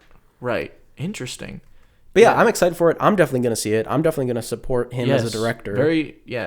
Absolutely. Train to Busan, very good. It's also one of I think it's like the third highest grossing movie in Korea, ever, of all time. That's ever. Awesome. Yes, it's super cool. It's on Netflix. They also sing the song from Lilo and Stitch. Yeah, if you like Lilo and Stitch, you'll love Train to Busan. They're basically the same movie. You'll love it. You'll love it. Oh, that's cool. I didn't know that. I mean, I did, but like not really. Right, yeah. And yeah. Cool. I'm very excited for that. We'll be covering that whenever it comes out. Certainly. And that's about wraps it up for news. So now we're moving on to what we're going to call our spotlight. And since this is our first episode, yes, our debut episode, you might say, we're going to talk about some film debuts, either actors, their first movies, or a director's first movie. Best Boy Grips. I only have directors and actors. Me too. Okay. But I respect everyone who makes a movie. Absolutely. hold on. A bunch of people. What's Roger Deakins' first movie? He's great. What's his first? Roger Deakins. To be honest, I don't know. I know Frank Darabont's was Shawshank, which Deakins did, right? Yeah, that's not his first, though. I'm pretty sure Deakins... Welcome to Britain, I guess. But I don't know if that's theatrical or not. Who knows? Blue Suede Shoes. That looks theatrical. Oh, it's... Documentary. He did a lot of documentaries. Yeah, he did, which is great. Yeah. Anyway, we're getting off. Whatever. We've got some film debuts. 5. We've got 5 each. So that's 10 total, unless we doubled up, which is a possibility. No, I didn't do that. You didn't pick any that I picked? I didn't. Oh, well, okay. Yes. Yeah, that's sorry. what I meant. Yeah. I yes. Maybe. Maybe. I don't know. We don't know each other's lists. Yeah, we do not know. So we're going in this kind of blind on each other. So right. Do you want to start? Should I start? What do you think? I'm going to start it off. You're going to start. My number 5. We're ranking? I didn't rank. I ranked. Oh, I did not rank. Okay, well, mine are ranked. Okay. Doesn't matter, but mine are ranked. Barkhad Abdi and Captain Phillips. Okay, you know what? That's a good one. That is a good one. If you don't know me, I love Captain Phillips. It's one of my favorite movies. And Barkhad Abdi plays one of the pirates, the main pirate. The pirate captain. The pirate. I am the captain now. I know you've heard that. Yeah, you've heard that. You know who it is. His voice uttered those words that created the meme. So you have a lot to owe to Barkhad Abdi. I mean, mostly the writer of the movie. Right. But well, no, that I'm pretty sure that line was improvised. Well, give it up to Barkhad Abdi. I don't remember if it was improvised or if Tom Hanks didn't know what his lines were and Tom Hanks was improvising, but something about that scene that it was not entirely scripted. That's amazing. Yeah. I did not know this. Because it's the same as the ending scene of that movie where he's being he's got the blood on him and everything. Yeah. Yes. Captain Phillips, great movie. Barkhad Abdi, he got nominated for an Oscar. That's fantastic. In his first movie ever. King status for Barkhad Abdi. He's also in Blade Runner 2049, literally one of my favorite movies of all time. Very short part in that. But Barkhad Abdi, love him. Love Captain Phillips. Yeah, that he's my number 5. Love him. Mine aren't ranked, and they aren't even my favorites. So we just had a different idea of what was going on, I suppose. Which is fine. Either way is fine. But I'm talking about a movie from 2009. And it has 9 in the title. Do you know what it is? District 9. District 9. I knew it. I guessed it. You guessed it. The director? The director is Neil Blomkamp. Good try. Something like that. Yeah, sure. That's what it looks like, right? Okay. And that was his first movie? First theatrical, like... Right, yeah. Understand. Yeah, that was his first movie in 2009. That's amazing. And there's a reason I picked this movie. Yes. And it's kind of a sad reason. Oh, okay. I love this movie. It is sci-fi, good. So I guess, you know... what the heck? Sorry, it's got a little bit of sci-fi, but I guess it's just not too heavy. It's got comedy. It's got a lot of stuff going for it, right? It's very good. Yeah, it's funny. The aliens' designs, the prawns, are so cool to look at, you know? Yeah, it's super cool. The main character, even though he's a bit of a doof, bit, he's still, you just like to watch him run around and react to all these horrible things happening to him, you know? Yes. But the reason I picked this one is because I thought this was an interesting case where, for me personally, I loved District 9. However, I've seen 2 of the films that this director's made after, the ones he made directly after, actually. Elysium in 2013 and Chappie in 2015. I've seen Elysium, but I haven't seen Chappie. And I hated them. I wouldn't say they're great. Well, really do not like those movies. Hate is a strong word. I don't hate them. You don't think they're good. But I don't think they're good, like, even a little. Okay. I thought Elysium was, like, all right. It's not good. It wasn't, like, terrible. I'm just really not... I would not recommend anybody to watch. If I had to say watch or don't watch Elysium and Chappie, just don't watch. Okay. Just don't watch them. That's fine. And that's why I brought this up, is because it's weird to see a director who makes a movie that you like so much and then move on to make stuff that you don't like so much. Because, again, watching this, when I walked into Elysium, I was like, oh, this is the District 9 person. You feel betrayed. Yeah, I'm like, what? I trusted you. You were my brother. Oh, boy. And it was just, I guess it's just a big disappointment. And it makes me think that it must have been someone else on the project who turned that into what it was. A producer or writer, I'm not sure. So I guess this one would be the biggest disappointment debut, or it's you see a director, and you know what, he can come back. I'm not saying when he makes a movie I'll be like, oh, it's gonna be trash. I'll see it if it sounds interesting. You know, I don't throw away directors and artists in general like that. But I'd be eager to see him make something as good as District 9 or even better than District 9 in the future. I'd be really into that. Right. I think didn't he make like Anthem? Yeah, here it is. He made Anthem the video game, like live action short, I think. Tough look. Oh yeah, a live action story of survival set in the world of Anthem 2019, decades before the events of the game. I've never seen it. It's probably fine. It's probably okay. The game, not so much. You bought it. I did buy that game. Never gonna we won't talk about it. It's fine. We'll move on. Are you done with Neil? Yeah, let's move on. Okay. My number 4 is a man. Maybe you've heard of him, maybe not. Kind of an under the radar director. I feel like you're lying. Goes by the name of Quentin Tarantino. Yep. And he directed a little itsy bitsy movie called Reservoir Dogs. Cats. Oh, dogs. Oh, God. Have you seen? Yes. Reservoir Dogs? It's okay. Well, I guess this had to come out eventually, so I guess we're doing it on the first episode. Just let him know. I'm not a huge fan of Tarantino movies. He's a horrible person, I know. Do you keep talking? It's your part. Keep talking. We'll come back to it maybe. I don't know. Reservoir Dogs is great. Of all the Quentin Tarantino movies, it's not my favorite, but see, it's probably my favorite of his movies. Very good. It's got Steve Buscemi, you know. So like any movie that Steve Buscemi's in is automatically going to be great. Yeah. It's really funny. It's dark. Got so much blood. It's got so much blood. The writing is so good. It's his directing and writing debut. Mm-hmm. And it's just it's so good. And this is when he debuted his like style of like his like out of sequence kind of like writing and editing style that is in many of his movies. And this movie put him on the radar. And rightly so, because it's freaking incredible. Very quotable. Also, this is one of the great quotable movies. That is something that both of us kind of agree on. It's like if you can quote a movie, it's got some good yes, it's good writing. If you can quote it sticks in your mind. You're like yes. This is one of the great quotable movies. So yeah, Quentin Tarantino, keep doing your thing, man. Guys, I don't know what to say. It's not, here's the thing that I guess I should clarify. It's not, I just don't want to sound mean, because what if he listens to this and he's like, oh, he doesn't like my movies. Tarantino, I mean. That's okay. I like your movies, Quentin Tarantino.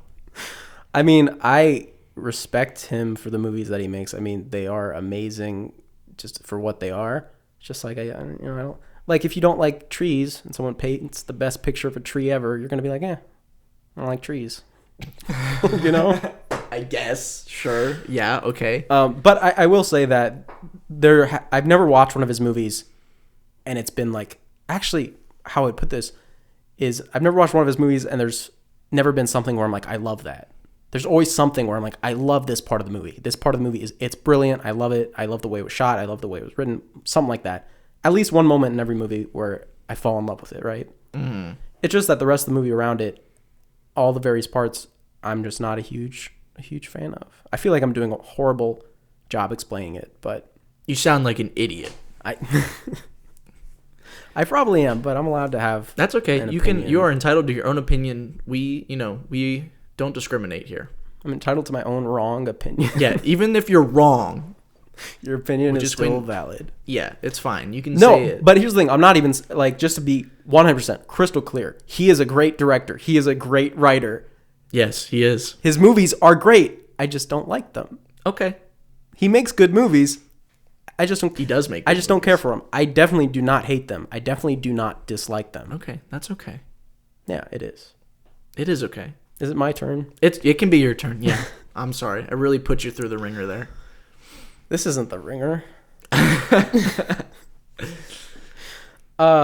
Next one is an acting one, and I watched this movie last night for fun because I hadn't seen it in a long time, and I just kind of wanted a refresher. Okay. And this is an actor who got pretty big, I would say. And his first movie was a horror movie. And this one's from 1984. And I'm talking about A Nightmare on Elm Street, which is a very iconic movie. Freddy Krueger himself, a very iconic monster, I would say. And you don't know who this actor is. Because you're not... Well, let's talk about your blind spot now. We talked about mine. What's your shame? Horror movies. Listen, I like horror movies. Mm-hmm. I don't not like them. I just haven't seen like any of them. Like literally, this is going to sound crazy, but like the first horror movie I remember watching is Hereditary. Yeah. Which was a year ago. That was also a debut. Yes. Yeah. Ari Aster, great. He's great. Not on my list, but he's great.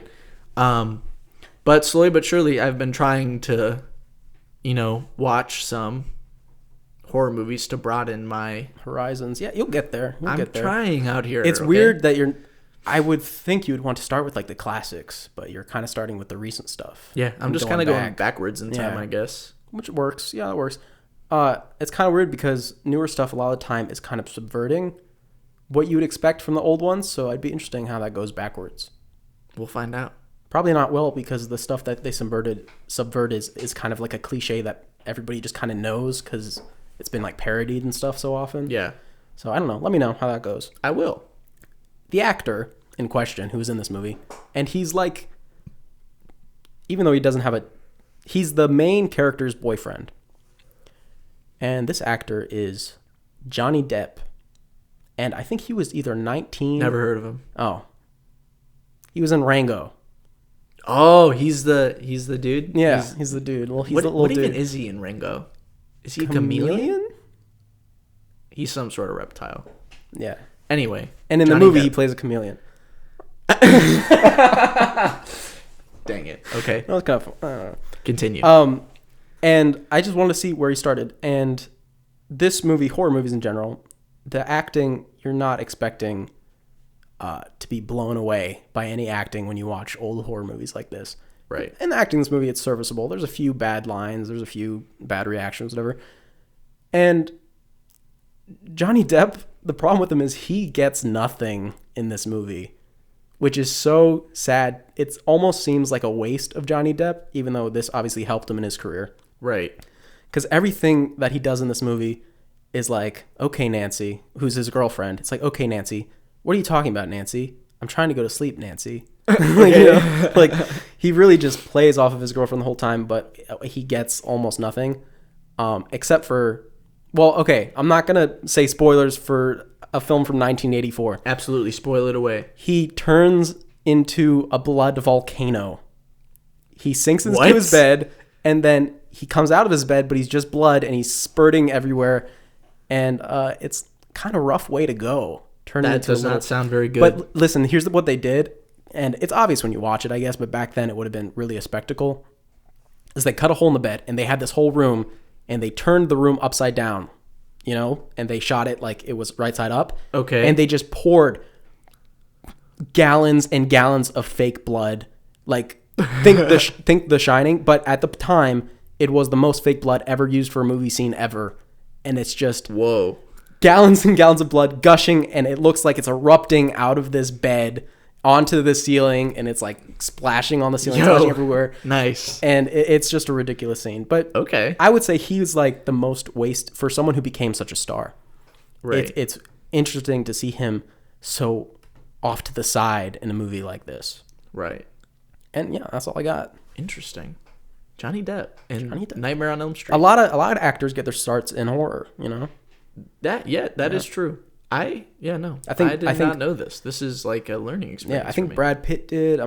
Jamie Lee Curtis, of course, in Halloween.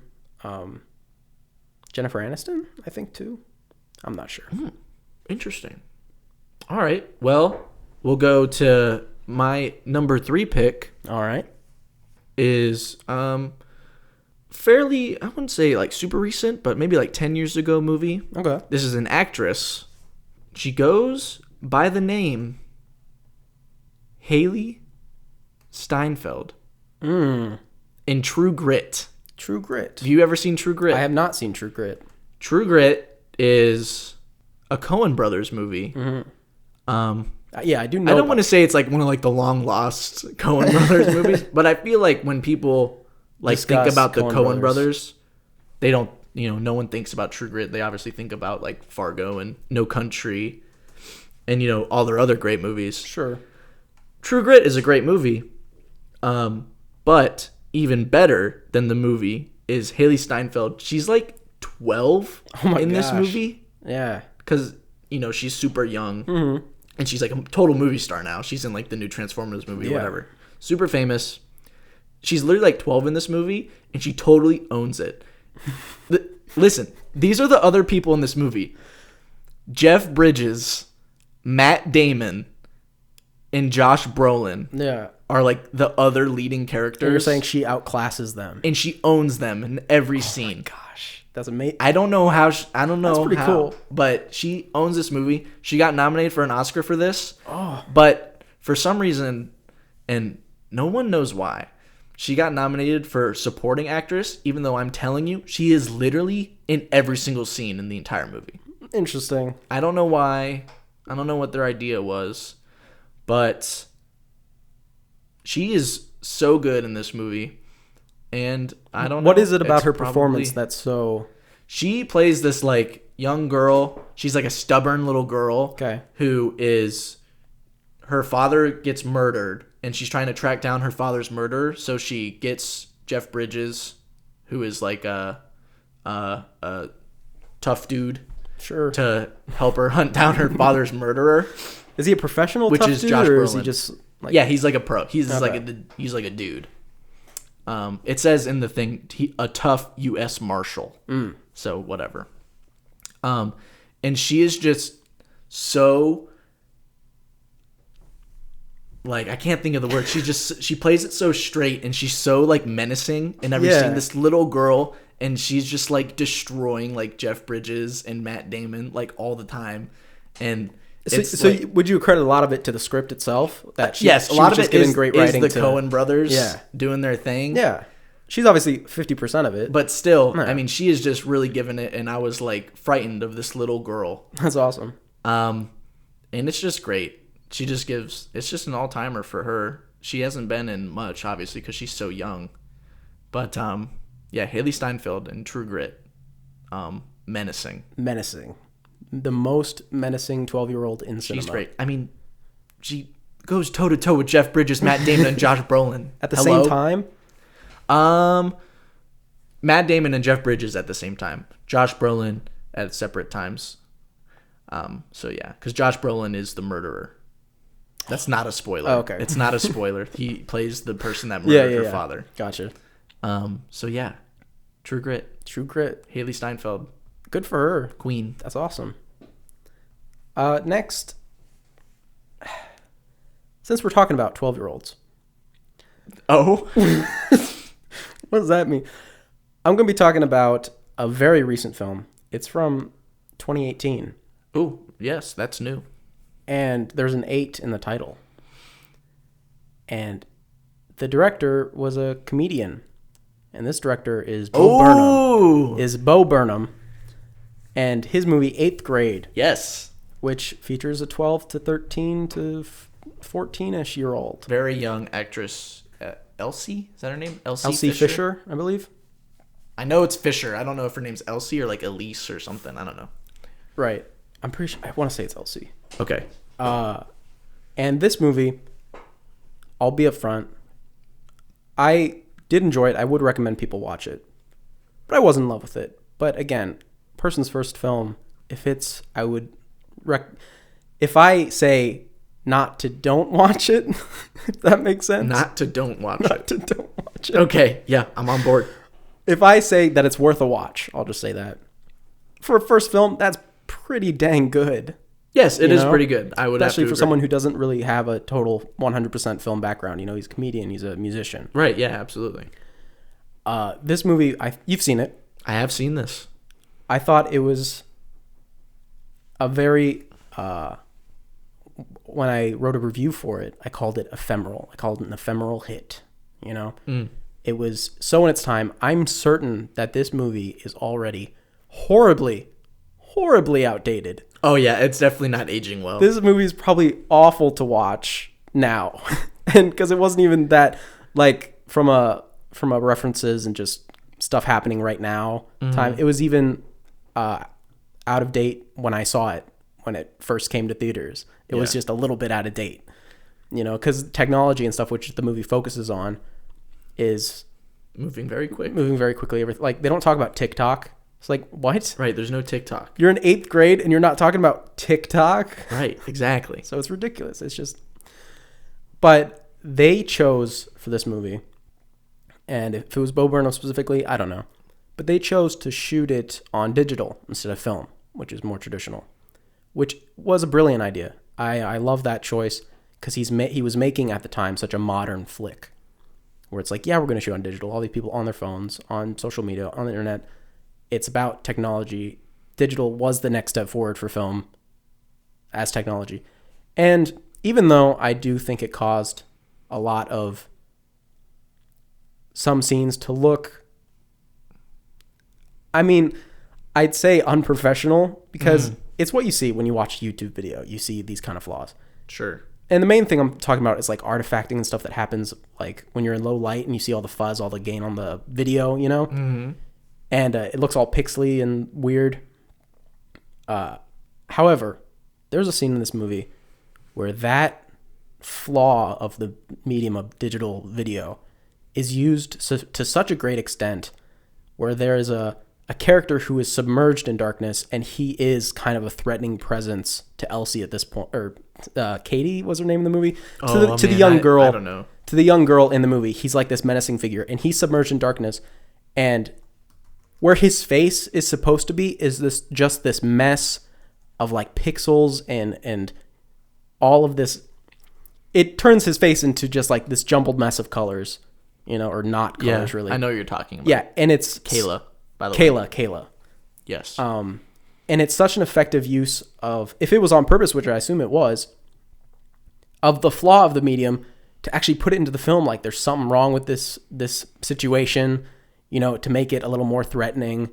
And I just thought it was a really good use of that. And that's why I kind of wanted to put it on there, because even that one scene, I was like, that's such a brilliant idea to be like, what's the flaw with this? What's kind of, because they say the flaws of stuff is kind of what defines it when it comes to that. Like VHS, what do you think of? You think of like the static and the weird like screen tears that happen every once in a while.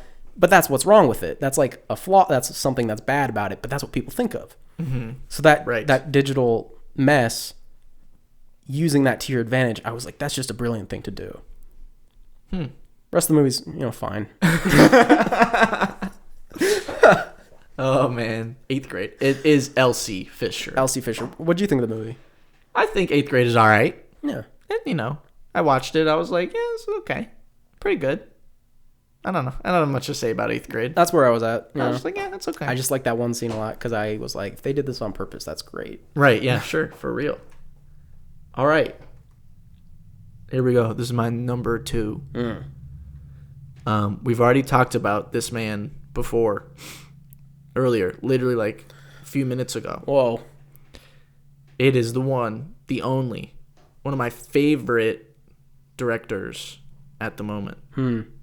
It's Alex Garland, and it's his movie, Ex Machina. Yes, it is. I called that one. I knew it. I was like, if he's not putting this on there, then what is he doing? Like I said earlier, I love Alex Garland, and Ex Machina is his first movie, and let me tell you, out of the park. If Ex Machina is your first movie, you got some talent. Yeah. Man. And then his career after Ex Machina, he made Annihilation, which is great. I really enjoyed Annihilation. And now he's doing Devs, which is great. But Ex Machina, I don't know. It's so good. I know I like it a lot more than you. Oh, yeah. But just the way it looks and the visual effects in Ex Machina for like 2014 or whatever. They won for a reason. It's insane. Alicia Vikander plays Ava, the AI robot. I mean, you can't...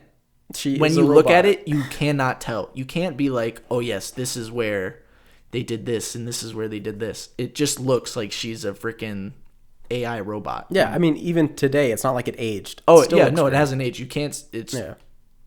It's very good, especially on such like a low budget movie. It has like literally four actors in it, and it all takes place in one building. Yeah. And it's so good. And Oscar Isaac is in it, and we love Oscar Isaac here. He's great. Let's get him on the show. Hey, Oscar Isaac. Oscar Isaac, come in to the we'll show. Sit you down. We'll get you a cup of Joe. Okay. Yes. And also, fun fact: the other AI in Ex Machina, Kyoko. Which is like Oscar Isaac's like main hoe. She, the actress that plays her, is the main character in Devs. That's crazy. I know. And also, that was like her first movie too. Yeah. Ex Machina. Cool. So great job for everybody. Ex Machina. A+ for everyone. Everyone did a great job. A+ in Ex Machina. Did great. Yeah, if you haven't seen Ex Machina, check it out. That movie is unfucking real, right? Yeah. If you've seen the movie, you get it. I believe that's man. Yeah, the end is very good. Yeah, the end, it's all worth. I mean, the whole thing, it's more of like a psychological thriller almost, like a sci-fi psychological thriller, you know? Absolutely. Because there's a point, I mean, I don't want to go too much, where he's in the bathroom and he like does the thing. Oh, yes. Yeah. You know, stuff like that where I was watching and I was like, this is very interesting to me. Oh, and there's something that happens in there with binary that like threw me off the whole movie. But that's all I say. You probably don't remember what I'm talking about, but there was a thing where she said something and I was like, is she talking about binary? Oh, okay. And I was like, did this just spoil the rest of the movie? I don't know. Yeah, though. So, yeah, Alex Garland, Ex Machina. Yeah. You did it, brother. Alex Garland, if you want to be on the show, just email us. Email us at... what is the email? The Stagler Pod at Gmail. Stagler the Pod. Stagler Pod at Gmail. There you go. .com. Yes. Should I do the older one or the newer? I'm going to do the older one. Yeah, sure. Because the newer one, I'm afraid you might get mad. Okay. Anyway. Older one is a directing debut. It's also an acting debut. And the director is Wes Anderson, who is a director... Yeah? Continue. Okay. Sorry, I was just thinking in my head. Who is a director who has such a style to his movies. He has such a tone that he creates with his... even the settings, the sets, and the characters. And it's also the acting debut of Owen Wilson, who also wrote this movie with him. What? And get this, it's also the acting debut of Luke Wilson. So all three of them, total debut of all three of them. Bottle Rocket was originally a short film that I believe Wes Anderson brought to Sundance, and it was like 14 minutes long, and it got rave reviews. Everyone was like, oh yeah, it's a great short film. You want so much more from it. So it got picked up in 1996. They made a full feature version of this short film. And it's so interesting to see the beginnings of how his style, like you watch a movie now, like Grand Budapest Hotel, right?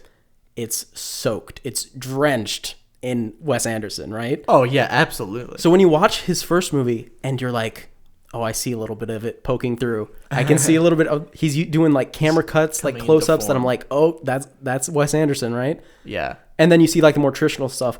And I love watching film debuts or early movies of these directors who have so much style, because you see them starting to build that, and you see something that I don't want to say they lose, but there's a naivete there, right? Where they do something that, I think they wouldn't do because sometimes maybe it looks bad. Maybe there's a shot in there that just like looks bad, but they wanted to do it, and you can see the reason behind it. They made a sacrifice. It's going to look a little bad, but it's okay because it'll make the next shot like even better. Like, Yeah. It's decisions that once you get to a higher level, like I feel like aren't made anymore. So when you go back and you can watch a director just grow like that, and with him, I feel it's like really good for that. It's just awesome, especially when I'm a fan of Wes Anderson. Yeah. Not as big as fan, but I do like his movies, and it's just so cool to see him not doing it 100%. I haven't seen Bottle Rocket, but it is on my list. He's not doing it 100%. He's just doing it like 50%. It's like 50% there. 50%. But I will say his characters, as far as writing goes, the writing is like exactly the same. It's that same like kind of quirky but witty. Just go. It's just that the delivery, they try to do the delivery more natural instead of like the fairy tale delivery that sometimes in his movies where it's like real people wouldn't say things like that. Yeah. You know what I mean? Okay. And here's the thing that I thought was really interesting. Coming back to the Wilsons. Hit me with it. This movie bombed. I don't have the numbers, but I heard it did very poorly commercially. Very poorly. Okay. It kind of had like a people looking back on it and being like, you know what, it's not that bad. I believe Martin Scorsese was like, it's one of his favorite films of the 90s, and I liked it. I mean, maybe, I don't know. If it was my favorite film of the 90s, it'd be on the lower end probably. Yeah. But this caused Owen Wilson to the film bombing. He kind of was rethinking his acting career. He was like, no. I don't know if I can do this. Maybe I'll join the Marines. He was like, I don't know if I'm cut out for acting. And here's the thing. Owen Wilson is remarkable in this movie. He is amazing. He plays a guy named Dignan, and he's kind of a shithead. He's like this petty thief guy who's like always trying to get a big score. He's got all these plans. He's got this 75-year plan for like where their lives are going to go. He's like, it's all my plan. It's all my plan. Wow. He doesn't say wow though, but really it's my favorite performance from Owen Wilson in anything I've ever seen. He's awesome in this movie. And to think that the movie bombing made him not want to be an actor when he is so, like, I really recommend if you're even a slight fan of Owen Wilson, or you've seen the movie Owen Wilson and you're like, oh, it's cool. Sure. Watch this movie. He is so good in it. He's so great. I will take your word for it. It's my favorite my favorite performance that he's ever been in. Yeah, and he's in like every Wes Anderson movie, right? Yeah, he's in a ton of them. I mean, usually it's smaller parts, bit parts, right? But he's in them. He's in a lot of them. And again, I was really blown away by his performance because I was like, this is Owen Wilson. Like this is him. This is Lightning McQueen himself. Interesting. I only know him from The Internship. You only know him from... Just kidding. No, that's... I didn't mean to say like... I meant that's like the main thing I know him from. Where he's like the lead, like... Because it's him and Vince Vaughn, that one, right? Yeah. I like The Internship. You don't see Marley and Me? Confession. Oh. I have never seen Marley and Me. Wow. You're too scared? And I never will. Cry? Because I know what happens. Wait, I feel like you told me that. You were like, no, I'm not going to watch it. I don't want to... The dog's going to die. I know. Yeah. So I'm not going to watch it. So no Marley and Me for me. There's a part where the dog tries to get out of the car and he's holding it by the hind legs, and the dog's like walking by the car and he's like, Marley. Nice. I think so. That's what I remember. And yeah, anyway, I would just say if you really want to see Owen Wilson do a great job, because it's clear that, because he wrote it too, right? Right. So it's clear that he's putting a lot of passion, a lot of life into it, that I think it really paid off for him. I think he did a great job. And Luke Wilson did really well too, but I do think Owen Wilson here was the star of that one. He stole every scene. Interesting. There is one thing that I will say. There was a scene in the short film that was it was the same scene, but it was obviously different shots or whatever. Mm-hmm. But it was the same scene, but I liked the short film version more than the one we got in the feature film. Oh, okay. Which, I don't know, that happens every once in a while where you're like, oh, I like the original. Right, yeah. Because the original, it cut, because obviously they don't have a lot of time, so the humor was a lot more, because it was very quick, and they cut, and the laugh was like part of the cut. Right. And the last one, they have to drag it out and explain more exposition, so you're like, oh, I wish it would have just like ended, Yeah, okay. I understand that. But yeah, that's all I got to say. I'd recommend it, especially just for Owen Wilson's performance. Nice. All right. Well, here we go. This is my number one.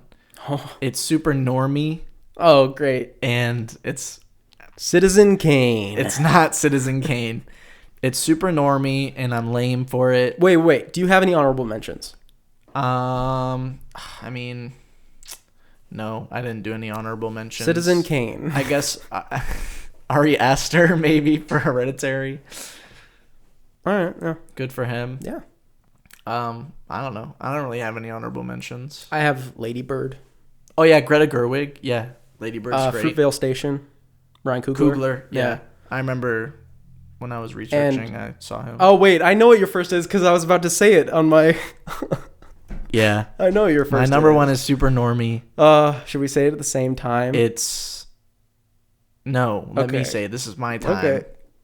It's Frank Darabont for The Shawshank Redemption, which is my favorite movie of all time. So it kind of has to be my number one. Everybody's seen this movie. Do we even need to talk about it? I don't need to talk about it. You know what The Shawshank Redemption is. It's probably one of your favorite movies too. It's great. And literally Frank Darabont, he hasn't done much at all. He did, which is strange. The Walking Dead. He did do The Walking Dead, and I don't even know. He hasn't even done like anything. He did The Mist, right?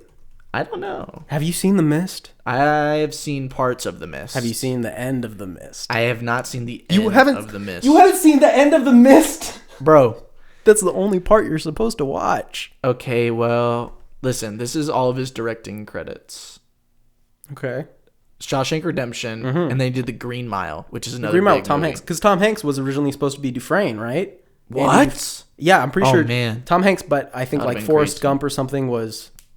right, same. They came out at the same time. The Majestic, I've never heard of that movie. And then he did like a couple TV episodes, and then he did The Mist, and then he wrote and created The Walking Dead and directed one of the episodes. Well, the series, you know. Yeah, the series, not obviously. Right, Didn't create The Walking Dead. Yeah. But the first like 2 seasons or whatever. And then the last thing he'd ever directed was 4 episodes of a TV show called Mob City in 2013. So he's just kind of chilling. I've heard Mob City, I think. The thing about The Mist, just to bring this up, because we're not talking about Shawshank because we don't need to, is I'm pretty sure it's Stephen King, right? The Mist? The original story? Because Shawshank was Stephen King. Yes. Because Shawshank was... I heard a story about Shawshank where... It is Stephen King. Yeah, Frank Darabont was adapting the story, which was called it's called Rita Hayworth and the Shawshank Redemption. Yes, I believe. yes. And that is it. Frank Darabont got emails all the time from actresses who would send it in, and they're like, I love the script. I think I would be perfect for the role of Rita Hayworth in your movie. Even though Rita Hayworth obviously appears nowhere in the movie. Yes. So he would get hundreds from models, from their agents and everything, who was like, she's perfect for it. She's beautiful. She's a great actress. She loves the script.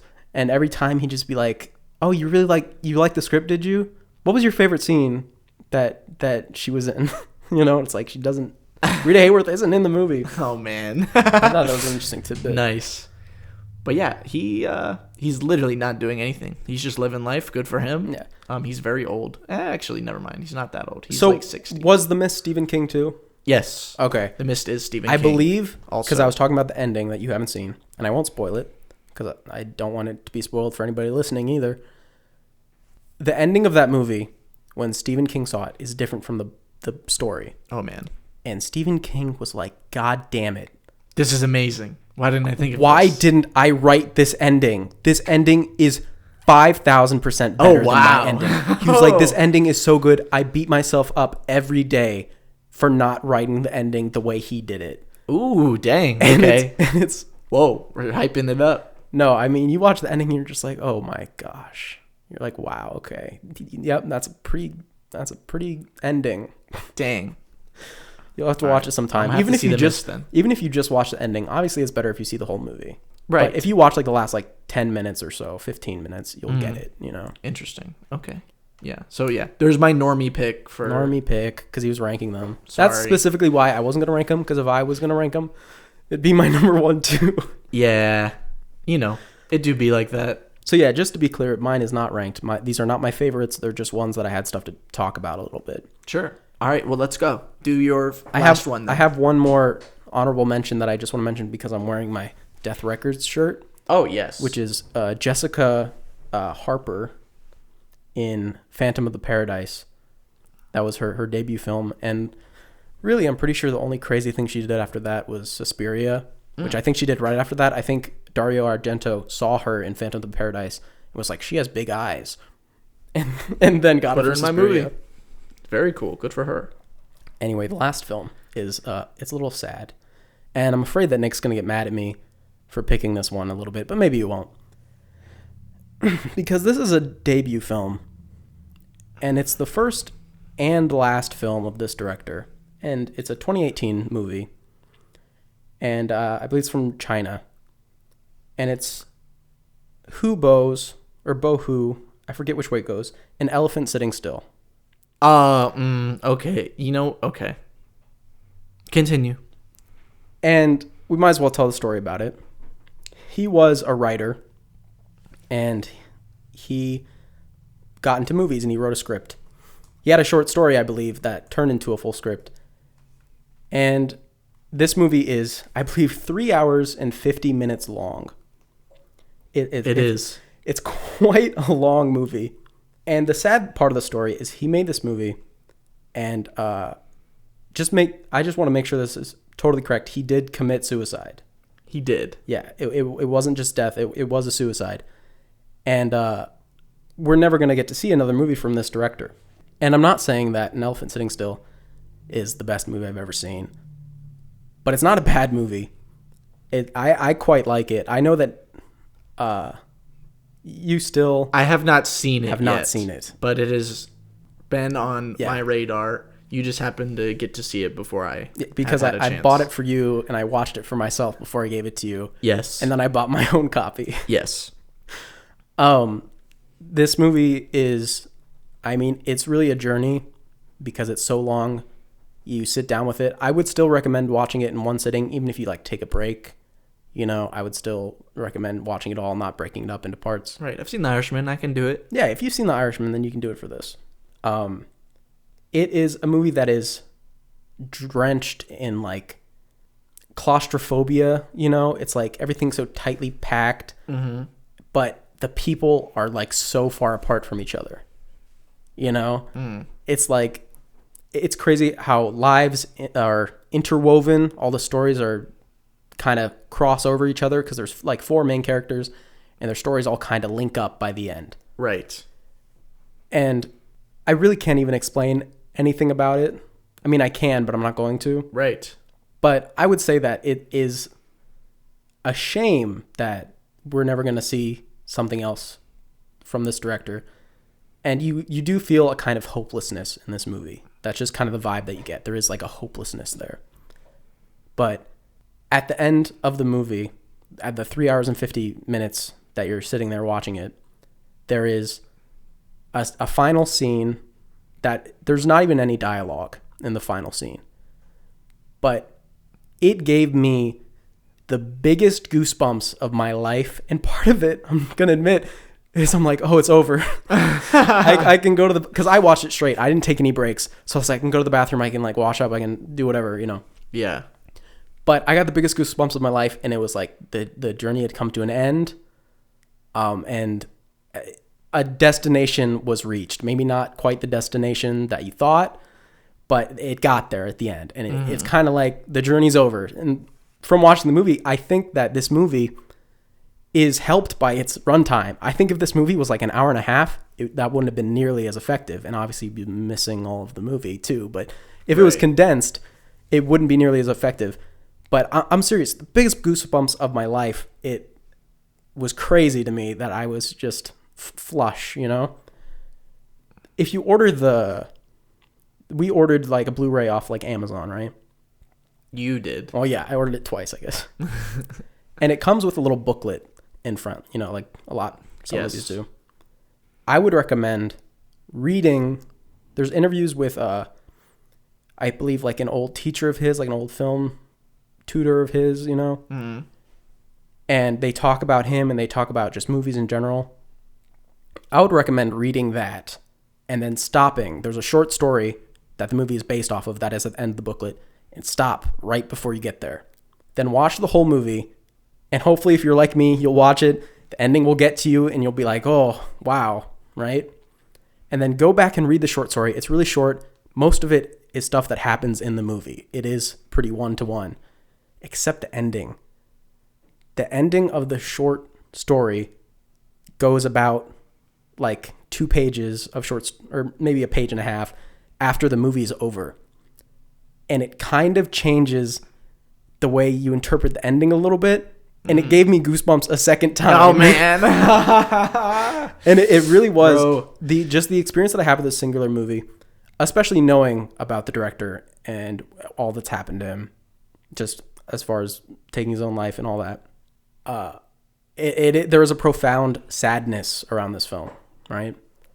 But yeah. I think by the end of it, for me personally, I got lifted up from the sadness at the end of it. It was just to change your perspective on the idea of sadness, on the idea of hope or hopelessness. Mm-hmm.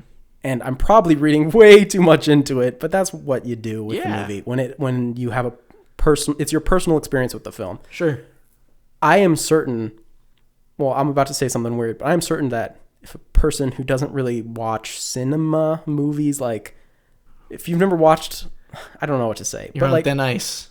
Well, what do I say? Like if you have only seen superhero movies, Marvel, and you don't like or DC, maybe they really like Batman versus Superman. Yeah. Maybe you loved The Rise of Skywalker. Maybe you love Joker, because you might have. Joker. We're not going to talk about that. Continue. We have a Joker poster. Well, not Joker, but The Dark Knight, the superior. We do have a Dark Knight poster in there. What the hell was I even? Yeah, if you're not a person who likes cinema to that level of really digging deep into high concept stuff, I suppose, you're not going to enjoy the film. I'll just say that. You won't enjoy it. You'll feel like you won't even make it to the end. I know that. But if you do like kind of reading into the stuff that's happening, the way camera shots are used to give messages and all that, I think you would appreciate this as a piece of art. It almost feels more like a painting than a movie, because it's not. I feel like the movie's not trying to entertain you. It's just like, here's a window and look through it for 4 hours, and this is what you see, And that's all I got to say about it. Interesting. Well, it was interesting. Man. Yeah, I've been waiting to watch this movie for a long time. It is a big commitment. It's a big commitment, so it's, 4 hours, But with all, social distancing and stuff, maybe it's in my future quite soon. All right. I guess we're moving on to our special thing that we said at the beginning. At the beginning, if you remember all the way back then, do you want to know how long ago that was? Have you been paying attention? It's probably been a few hours. Yeah, it's been a while. We have what we're calling reviews of the week, or reviews of the fortnight, I suppose. Reviews of the fortnight. This is reviews of the fortnight. Fortnite, the gunplay is a little... Oh, it's fine. I've actually never played Fortnite. You have. It's okay. Good. Okay. Okay, continue. But here, reviews of the week, we'll just call it that, where this is something that we've done personally together when we see a good movie. We love to just go to IMDb, go to Amazon, go wherever, go to YouTube. That's usually a good one. Oh, boy. And just look for the worst reviews that we've ever read. The worst written, the most idiotic takes, just the stupidest shit imaginable. Very, very bad. And we have 2 for you today. And the thing with this segment is we're always going to choose reviews off of movies that we spoke about during the show. So yes, why don't you start? Should I say the movie it's from? Well, this week we'd like to do it blind, I think, but this week I happen to already know what review he's reading because we read it before. Okay, yeah. So this review is this is a review of Portrait of a Lady on Fire. All right, and this is what the French movie about the lesbians. If you have a short memory, yes, it has made by women. Lots of women in it. Yeah. Here we go. This is the review. 1 out of 10. wow, all female and no men?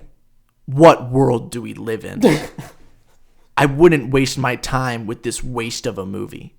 Imagine if they made a movie with just men and no women in it. Oh my gosh. They wouldn't be able to release it because it's sexist. Well, this is towards men. Why bother watching just women in a movie? Has nothing I want to see, that's for sure. Give me a man, anyway. Wait, now, is that the end? That is the end. That is the whole review. Was it written by a woman or a man? Definitely a man. There's no way a woman wrote this. Sounds a little sus. It sounds a little sus. Give me a man. Give me a man, anyway. There's nothing. Maybe the movie had a bigger impact than we thought. I want to look at. Wow, what a I don't even want to. What? It's so bad. And here's the thing: this guy's terrible. It's not like there's no men in the movie. There's no men in most of the movie, but there are men in the movie. Sure, there's few like and far between 10 lines of dialogue for men. Maybe. Also, his take about if they made a movie with just men. 12 Angry Men. There's literally like a million movies. Right, but like 12 Angry Men, the title is 12 Angry 12 Angry Men, sure. Yeah, so this guy's an idiot. Yeah. Yeah.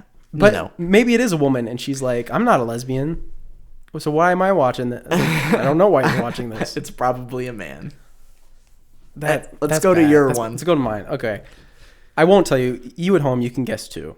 And maybe you can guess. This is off IMDb, so there's a little title, and then there's the body. Okay. So maybe just off the title, you can guess what movie this is that we talked about on the show today. And the title is More Cringe YouTube. I can keep going. 8th grade. Yes. This is a review for 8th grade. More cringe YouTube.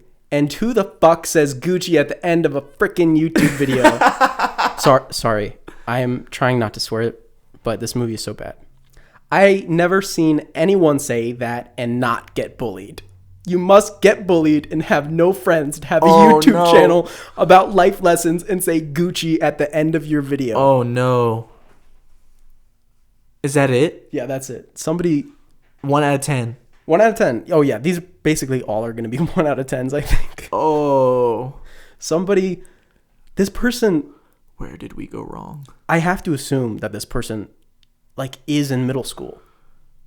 Right? Because that would make sense. If they're not, then it's even more tragic. Oh, man. This is like a 45-year-old man. Right? Oh, lordy. He's like, I've never seen a YouTube video where they say Gucci at the end. Gucci... Oh, Gucci. Ooh, no, dude. I don't... No comment. But they say you must get bullied and have no friends to have it. What? Did you watch the movie? You must get bullied and have no friends.